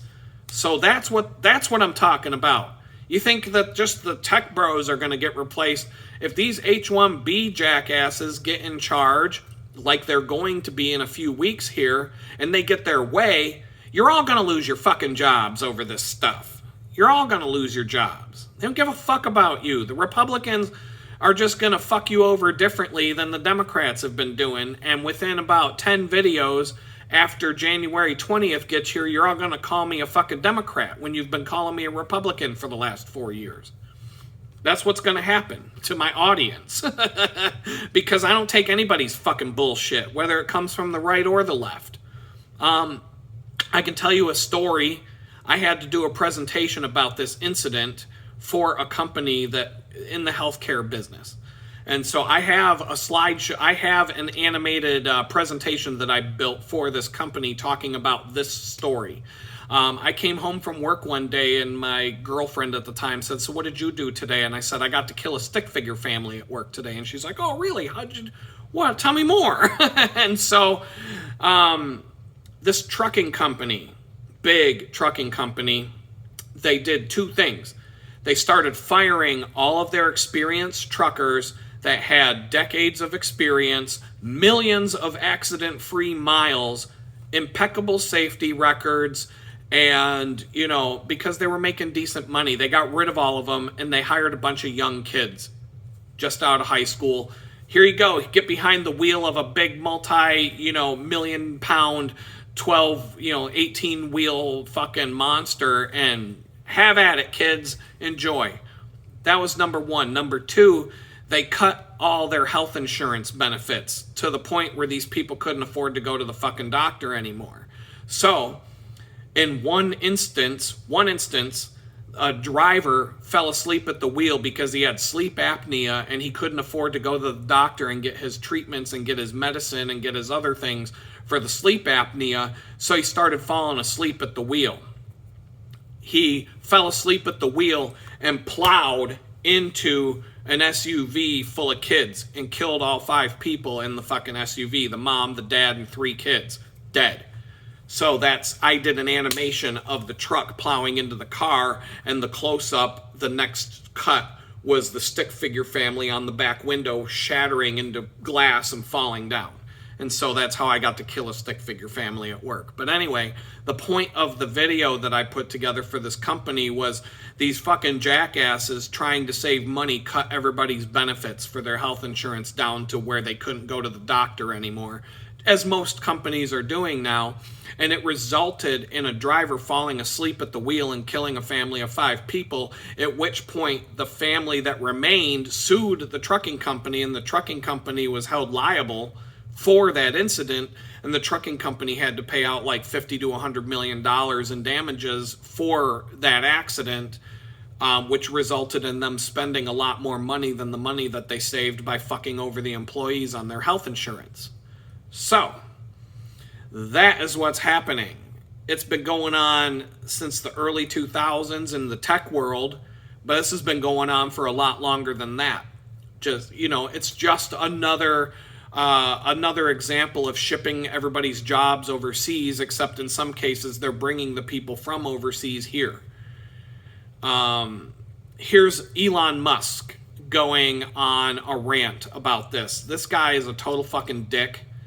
I would never want to work for him in a million years. I've said that. I have never once in my life said I would ever want to work for that guy. I'm glad he bought X. I'm glad that he turned it into a more free speech zone than it was before. I'm not saying that he's done some pretty cool things, but he's a piece of shit to work for. I've been told so many stories. But his post, the reason I'm in America along with so many critical people who built SpaceX, Tesla, and hundreds of other companies that made America strong is because of H-1B. Take a big step back and fuck yourself in the face. I will go to war on this issue, the likes of which you cannot possibly comprehend. It's like, fuck you, asshole. Fuck you, asshole. He's gonna go to war. Us Americans, we can all go fuck ourselves in the face because we just want an equal chance to get a job commensurate with our skills and abilities without having to compete against unfair practices like companies that bring over indentured servants for pennies on the dollar when the government is opening the door and letting them do that. I can't go to fucking Mexico and just get a job somewhere. I can't go to another country and just get a job somewhere. The other countries don't work like that. Here in America, the door is wide open. And I'm not saying... I'm totally fine when they bring in quality people to do quality work. I don't care where the person came from. But the point is that, they're not bringing in the best of the best. They're bringing in garbage and replacing competent and the best of the best with trash. And that's where it's gone off the rails. And that's what the MAGA people are angry about right now with this. And here's another one from a guy named Matt Couch. The dorks losing their minds on Elon's H-1B talk also aren't educated enough and fail to realize how far behind Americans are in the world because of our liberally indoctrinated youth and piss-poor Department of Education, the main culprit for ruining America the last 30 years. And I can say to some extent that's true. But if you were smart enough to get a job at one of these big tech companies and a good enough programmer to be working there for more than a few years, and then you get fired along with 20,000 other people so that you can be replaced with some chump, 100,000 chumps from India, that's not because of our liberally indoctrinated youth and piss-poor Department of Education. This other girl, Sassafras 84, another popular poster on YouTube, she said, "Thank you, Matt. Some people are really freaking hate uncomfortable truths." And I had to chime into this conversation because I'm like, I'm not trying to, and this is what I said. I said, not trying to be a dick, but I've worked in tech for decades. Most of these H-1B companies full of Indians write terrible code, and it's a mess to work with. They are not bringing over the best and the brightest. They are bringing over cheap indentured servants to cut costs. I've also seen examples and been part of examples and pushed for H-1B visas for certain people to work in companies that I have worked for. I've actually pushed people to get jobs at a company and pushed a company owner once to, along with some other people I worked with, we pushed our boss, the owner of the company, to sponsor a guy to come work with us on an H-1B visa because he was great to work for and he was really good at what he did and he was perfect for the job.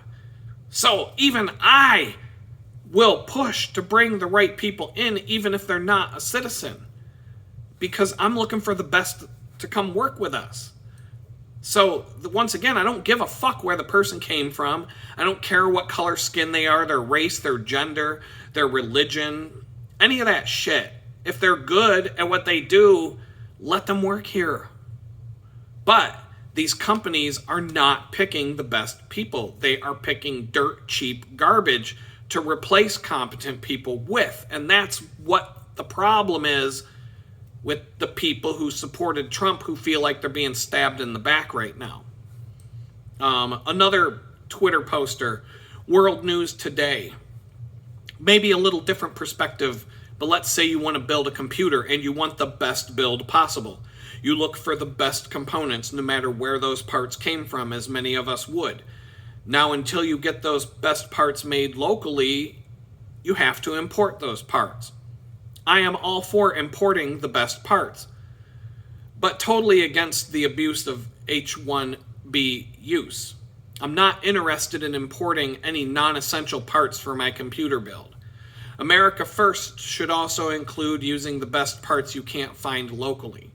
America First should also include correcting our educational system to create the best parts locally in America, but to sit and wait for them to be created and fall further behind in the global race to the top is ridiculous. We must fill any gaps in any industry that will make America number one on the planet and in advancements towards winning the global game of technology and economic dominance. The real argument should be, why is America not producing the best parts for the build already? Fix the U.S. educational system, fix it at the source of the problem. Until we correct the source of less than adequate parts, we must shop at another store. But always check the local stores first and not chase the cheaper parts. Cheaper is not always better. Sometimes you get lucky and find a good part cheaper, but that is just being a smarter consumer, and that is also being America First in a consumer-based economic society. Personally, I will shop for the best made in America parts first, but if better parts come from Germany or somewhere else, my focus is on the best build. At the same time, the desire to become an American citizen is very strong throughout the world, and it's not a bad thing. It just confirms that America is still number one in the world to work and accomplish what you desire in life. Can't get any more freedom than that. This is a very strong incentive compared to U.S. citizens' incentives. Main U.S. incentive was just higher pay. U.S. citizens need more of a different kind of incentive. This could level the playing field.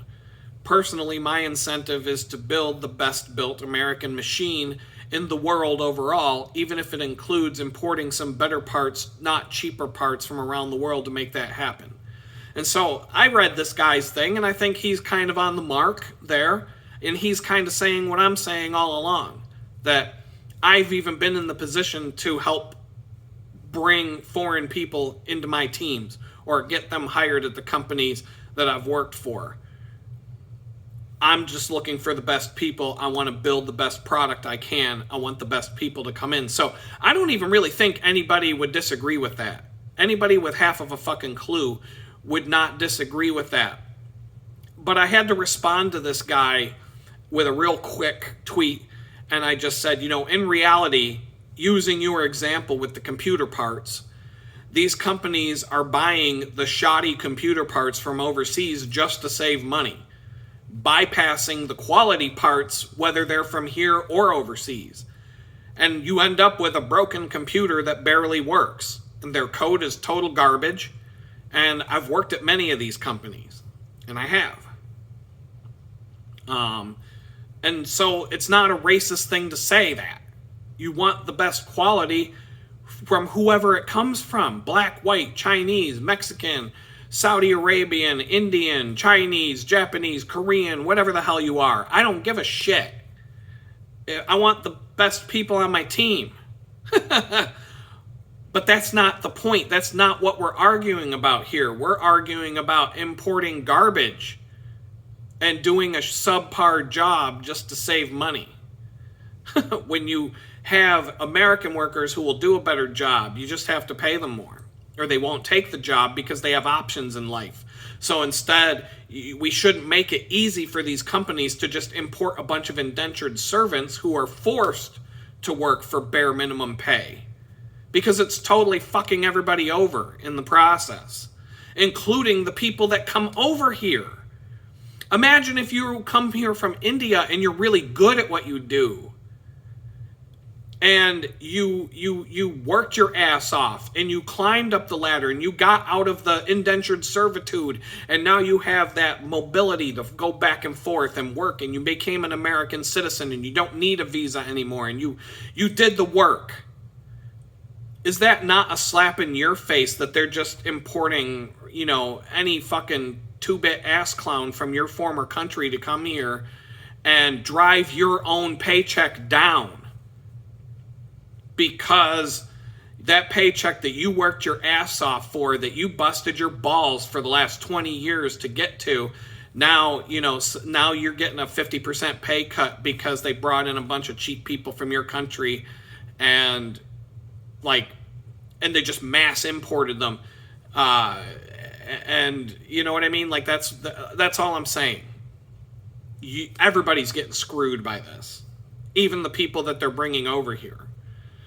But anyway, we have Congressman Shri Thanadar. Obviously, we know what country he's from, or his ancestry lies. Racism in America is alive and well, and we must stand up to it together. Just read the replies to any recent post that includes H-1B to see the deplorable rhetoric targeting Indian Americans. That's why I introduced a bipartisan resolution condemning all Hindu phobia. You fucking jackass. First of all, Indian Americans, these aren't Indian Americans. These are Indians. They're from India. They're not Americans. They're on a fucking visa, which means they're not American. Hindu phobia. Okay, so instead of actually fixing the problem, like making it so companies can't import indentured servants and be one step away from outright slavery in America, you could fix the problem there. But instead, we're going to put out a fucking bill condemning Hindu phobia. Hindu phobia. Fuck you. Go back to India, you fucking jackass. So anyway, Dr. Reason replied to Shri Thanadar saying, what does it say about a people who import foreigners and then tolerate those foreigners lecturing them on their racism? How would Indians feel about foreigners moving to India and lecturing them about shitting in the street? They wouldn't like it very much, would they? So here we go. It has been brutal on Twitter lately. And we got this guy, Patrick Bet David, who says, respectfully, both the app and the phone that you're using were built by a founder and executive team that worked 80 hours a week for many years. Also, our founding fathers worked and fought nonstop, more than 80 hours a week to build America. We're beneficiaries of their sacrifices. And a woman named Andrea said, kindly Patrick, working 80 hours a week is not a healthy role model. Another guy, he jumps in, he says, Colin Rugg says, we aren't lazy, we are hard workers. Don't replace us with someone else. And then he says, but working at 80 hours a week is way too much. This week has proved that some people want handouts and an unfair advantage, also known as DEI. And, I'm going to jump in on this one and just say, working 80 hours a week is not a bad thing if you're being rewarded for it, okay? I've worked at companies that wanted me to work 80, 100, sometimes 120 hours in a single week. That's 3 full-time jobs in a week. And they're paying me a salary. They're paying me, and one of these jobs was $50,000 a year. It was earlier in my career. I was making $50,000 a year, and they were expecting me to work over 100 hours a week. When you do the math, that's less money than you make working at McDonald's per hour. I could work 120 hours a week at McDonald's and come home with more money. That's not something to aspire to. That's something you should stand back and challenge. So the challenge is, you want me to work 80 hours a week, you pay me for 80 hours a week, and we'll call it a day, and I'll be happy to go home with a big paycheck, and you're going to get 80 hours of me busting my ass to do your job. But if you want me to work 80 hours a week for McDonald's wages, I'm just, fuck it, man. I'll go make McDonald's. At least I'll get a free Big Mac when I come into work. Fuck you. You think I'm going to work all that for no reward?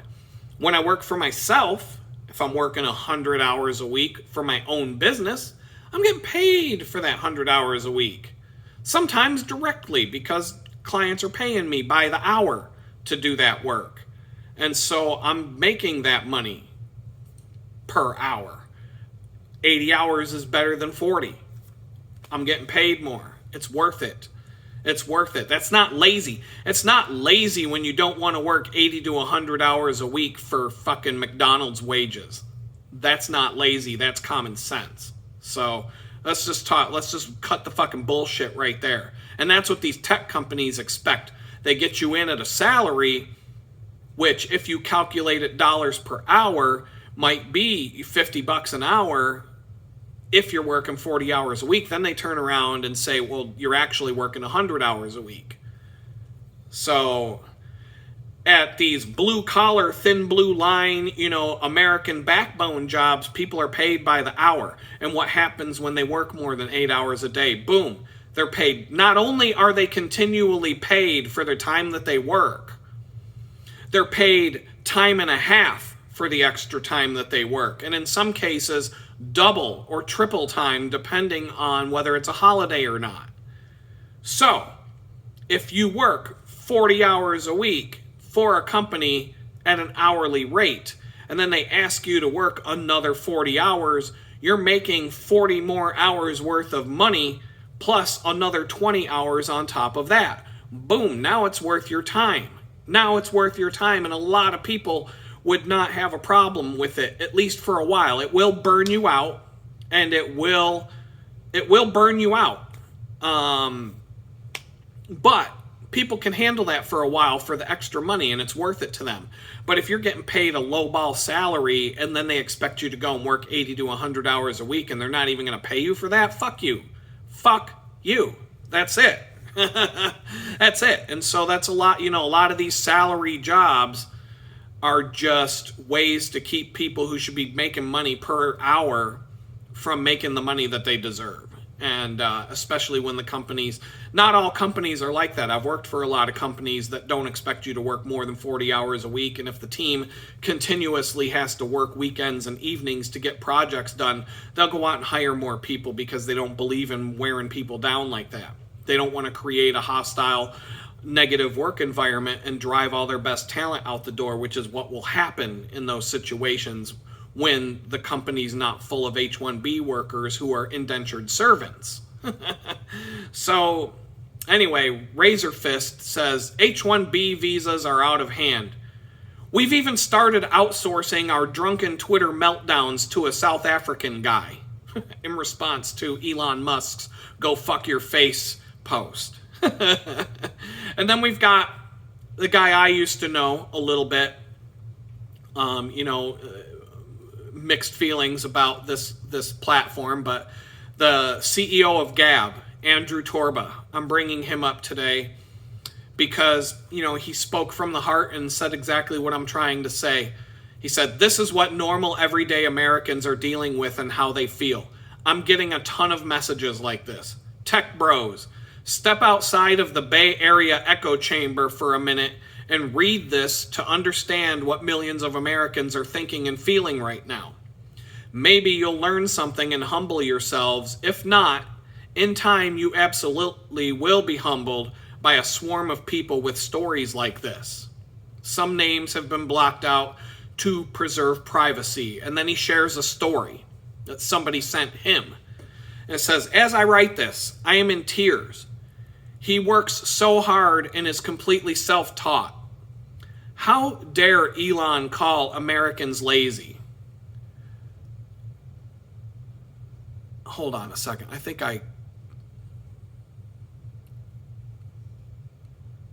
holy crap. Okay, I missed part of this. All right, I'm butchering this a little bit. I'm going to start over. It says, you don't know me, and I have no right to expect your time and attention, but I hope you do read this. Thank you for all you do and for standing up and speaking out about the H-1B visa situation. My husband works in IT. He started in computer repair in the 90s. He worked his way through the ranks. Customer service at an ISP, web hosting manager in web hosting, customer service in web hosting, customer service at some company, QA at another company, various positions, QA and security positions at many companies, and there are others that are redacted and missing. He was laid off in October of this year. Again, never for performance inadequacies, but for workforce reduction. 150,000 IT jobs were lost in 2024, and yet we have room to bring in people from overseas. At IBM, he even had to train his own Indian replacement. Most of the IT recruiters, I'm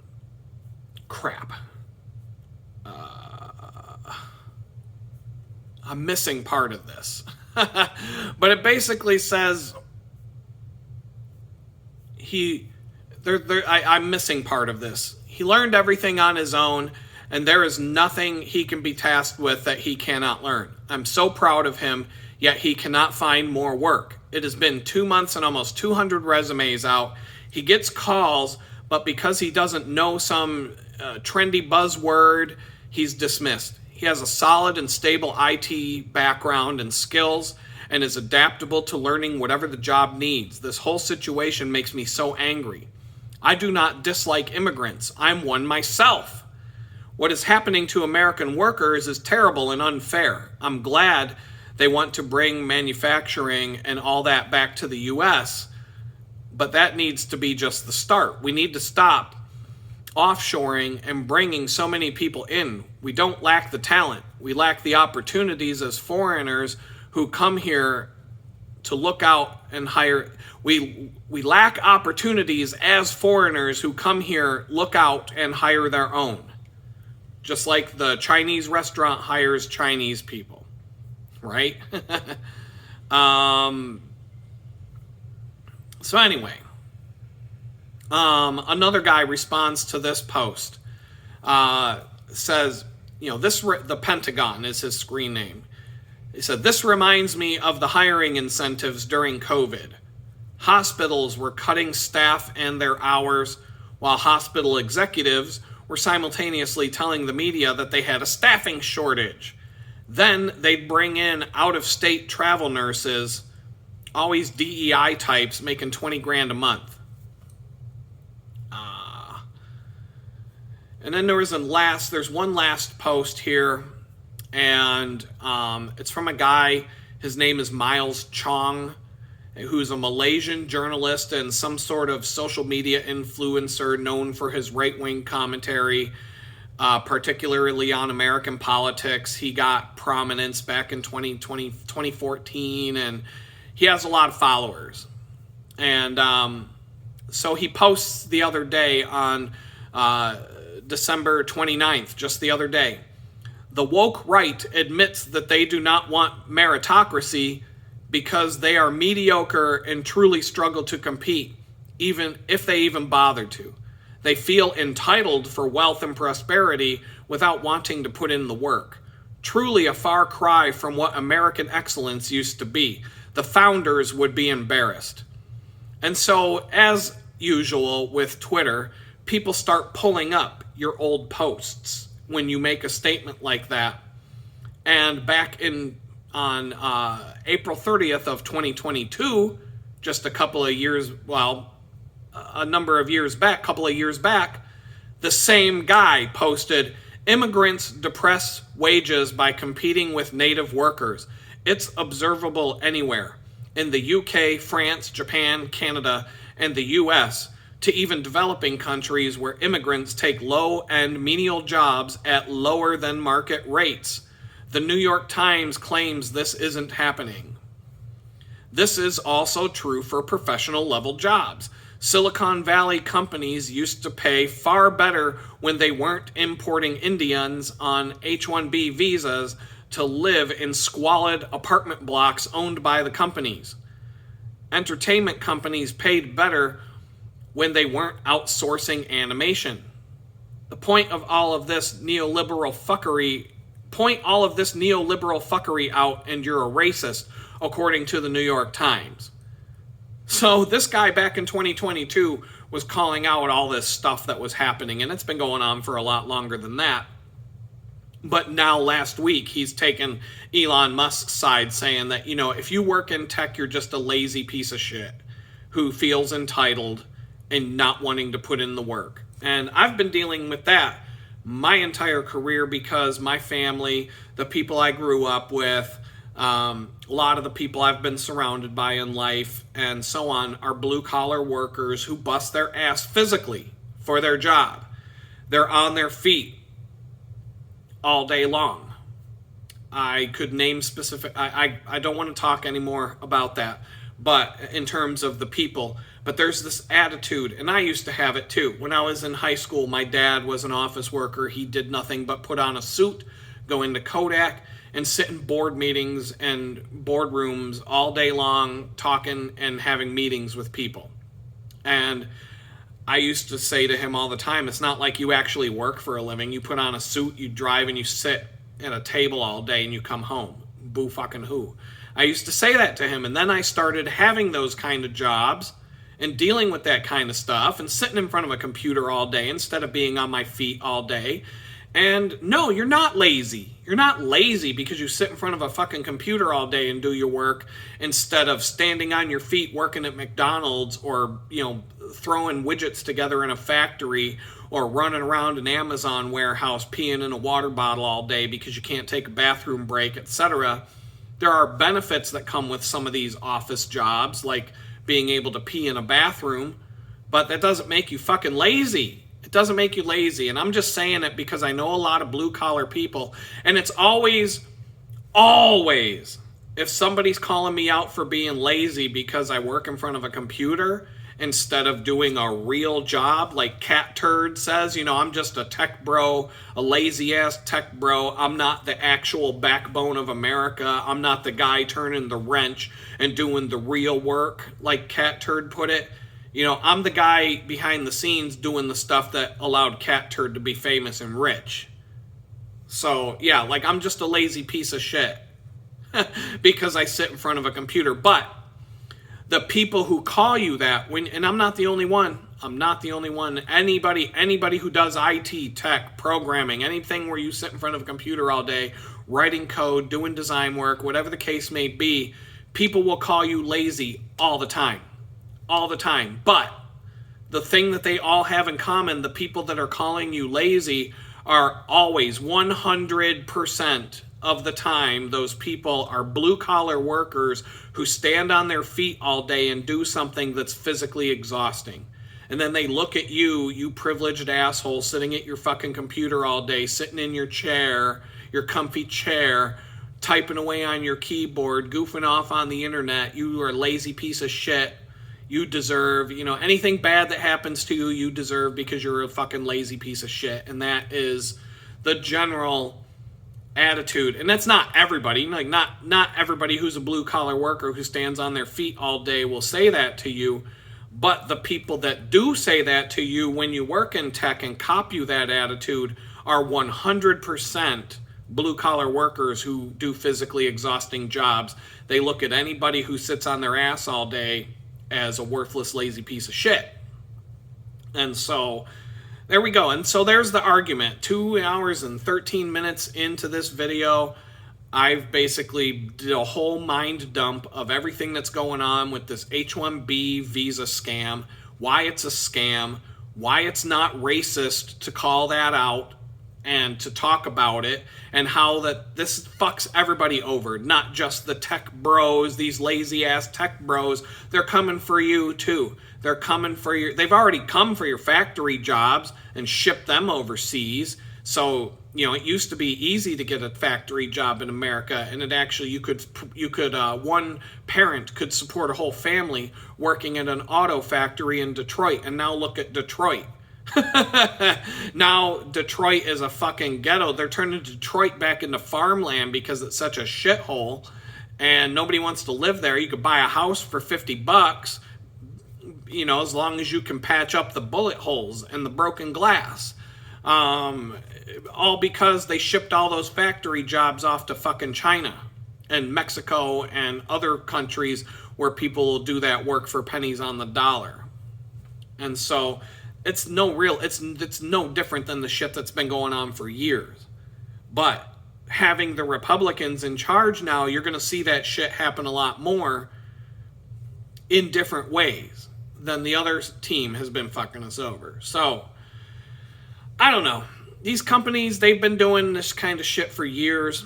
And this isn't the only scam that they're running. I'll just leave you with this. Think about Walmart, for example. How come Walmart and companies like that pay their employees so little that the employees still have to collect welfare to make up the difference and be able to pay their bills? I personally know multiple people in Jamestown, New York, who were working at Target and still collecting benefits from social services because Target wasn't paying them enough, and they still qualified to receive benefits and food stamps and cash assistance and shit like that from social services. These companies, they purposely keep the hours low, so there's two things going on. Obama made it so that all full-time employees have to be offered health care. So the companies who employ people said, well, fuck that. We're not hiring full-time employees anymore. We'll get 3 part-time employees to come in to replace the full-time employee whose hours we just cut in half, because we don't want anybody first of all, we don't want to pay anybody overtime. We can't have anybody going past 40 hours because we'd have to pay them time and a half when we can just get a different employee to take those overtime hours and pay them regular wages, number one. Number two, if the employee gets to 40 hours a week and becomes a full-time employee, we got to give these fuckers health insurance. We don't want to pay for that shit. We don't want to pay for these people to be healthy. We don't want these people to be, and we're cutting their hours so low. We want them on food stamps. We want them on public assistance, because now we're basically giving them more money by subsidizing their pay through the government. You understand? So these companies keep people's hours and wages so low that they still qualify for public assistance and benefits and food stamps and shit like that. So when I was in Jamestown, I would get per month, I would get $184 in cash assistance. And that's money that can be spent on anything. And they tell me that I should use that towards finding a place to rent in a town where you really can't find anything to rent for less than $800 a month. That $184 isn't going to go very far. But the food stamps, on the other hand, I was getting about $450 a month. Between $400 and $450 a month in food stamps. And I can actually cover my food costs for a month for myself on $400 something a month. I can get, right now my grocery bill is about $100 every time I go to the grocery store, and I go about once a week. Part of that is because I have to buy certain things that if I was living on my own, I would do things a little bit differently and save a little bit more money here and there on things. But my grocery bill is about $100 a week. It has been for a long, long time, since before I got arrested. Food stamps fit right into that budget. I would be able to, and if I had kids, and if I was collecting welfare based on having kids in my house and other people I provide for, that $400 a month would go way up, and I'd get even more money. So you can actually get your groceries based on food stamps. So what happens is these companies like Target and Walmart, they know this. And so they pay the people that work there, like literally right up to the fucking line of where they'll be disqualified from food stamps. And they say, well, here you go. We're paying you this much. You can still collect food stamps. So now you can use the money that you make from us to pay your rent and whatnot. and you're still going to be able to eat for free because the taxpayers, the government's going to give you the food stamp money for your food stamps, and you won't lose your food stamps from having a job as long as your job doesn't pay enough. And so instead of these fucking companies paying people enough, instead of having these companies pay people what they're worth and pay them enough, and I'm not saying you gotta make 6 figures to work at fucking Walmart, but hire people full time and pay them a decent amount of money, and you could hire fewer people and still get the work done because they're going to be more motivated. Number one, you go to these fast food places and these Walmarts and Targets, and everybody who works there is a lazy asshole. And why not? Why not? There's no incentive. The harder you bust your ass at a job like that, the worse your life is going to be. You're not going to advance. You're not going to move up the fucking ladder. You're not going to get more hours. They're going to cut your hours. They're going to keep your hours low enough so that you can still go get your fucking food stamps. Because they don't want to pay you the extra $400 a month. You know what I mean? They can save $400 a month by just paying you the bare minimum that they can get away with, and you can still get your benefits, and they don't have to buy you health insurance, and they don't have, and the whole thing's just a fucking scam. And so, I don't know. So, that basically covers it. That covers the H-1B thing. We've got, I just watched a thing about farmers being screwed over by companies like Monsanto and these big chicken processing plants and all these, animal processing plants and stuff like that. And it's getting to the point where you can't even run a farm anymore. You can't be an independent farmer anymore. It's impossible. You don't even make enough selling your chickens after you've raised your chickens to pay for feeding the fucking chickens anymore, because the companies that buy the chickens don't pay you enough, and the prices are all locked in because it's all controlled in a monopoly now. So there's no competition, and the farmers are basically getting paid just enough to make like minimum wage after they're done, raising 1,000 chickens and feeding 1,000 chickens. They're getting back. The companies know exactly what to pay for these fucking chickens so that these farmers will never be able to get out of poverty. To build the barn for the chickens to live in. The companies have all these crazy requirements, and it costs about $500,000 to $1 million to build one barn to put the chickens in. And then the companies are paying for the chickens at a rate that's going to take that farmer 200 years to pay off the loan that they took out to build the fucking barn. Like, where's the incentive there? I'm going to take out a fucking $1 million loan that's going to take me 200 years to pay off, selling these fucking chickens and cleaning up chicken shit and doing all the fucking crap that goes along with raising 1,000 chickens at a time, just so I can make enough money to not even live? Fuck. And so that's what's happening to our whole country. It's not just the fucking tech bros. It's everybody. Everybody's getting fucked by these companies. And now that the Republicans are in charge, I guarantee you're going to get fucked a lot harder over the next 4 years. And that's all I got to say. It's time to go. Peace out.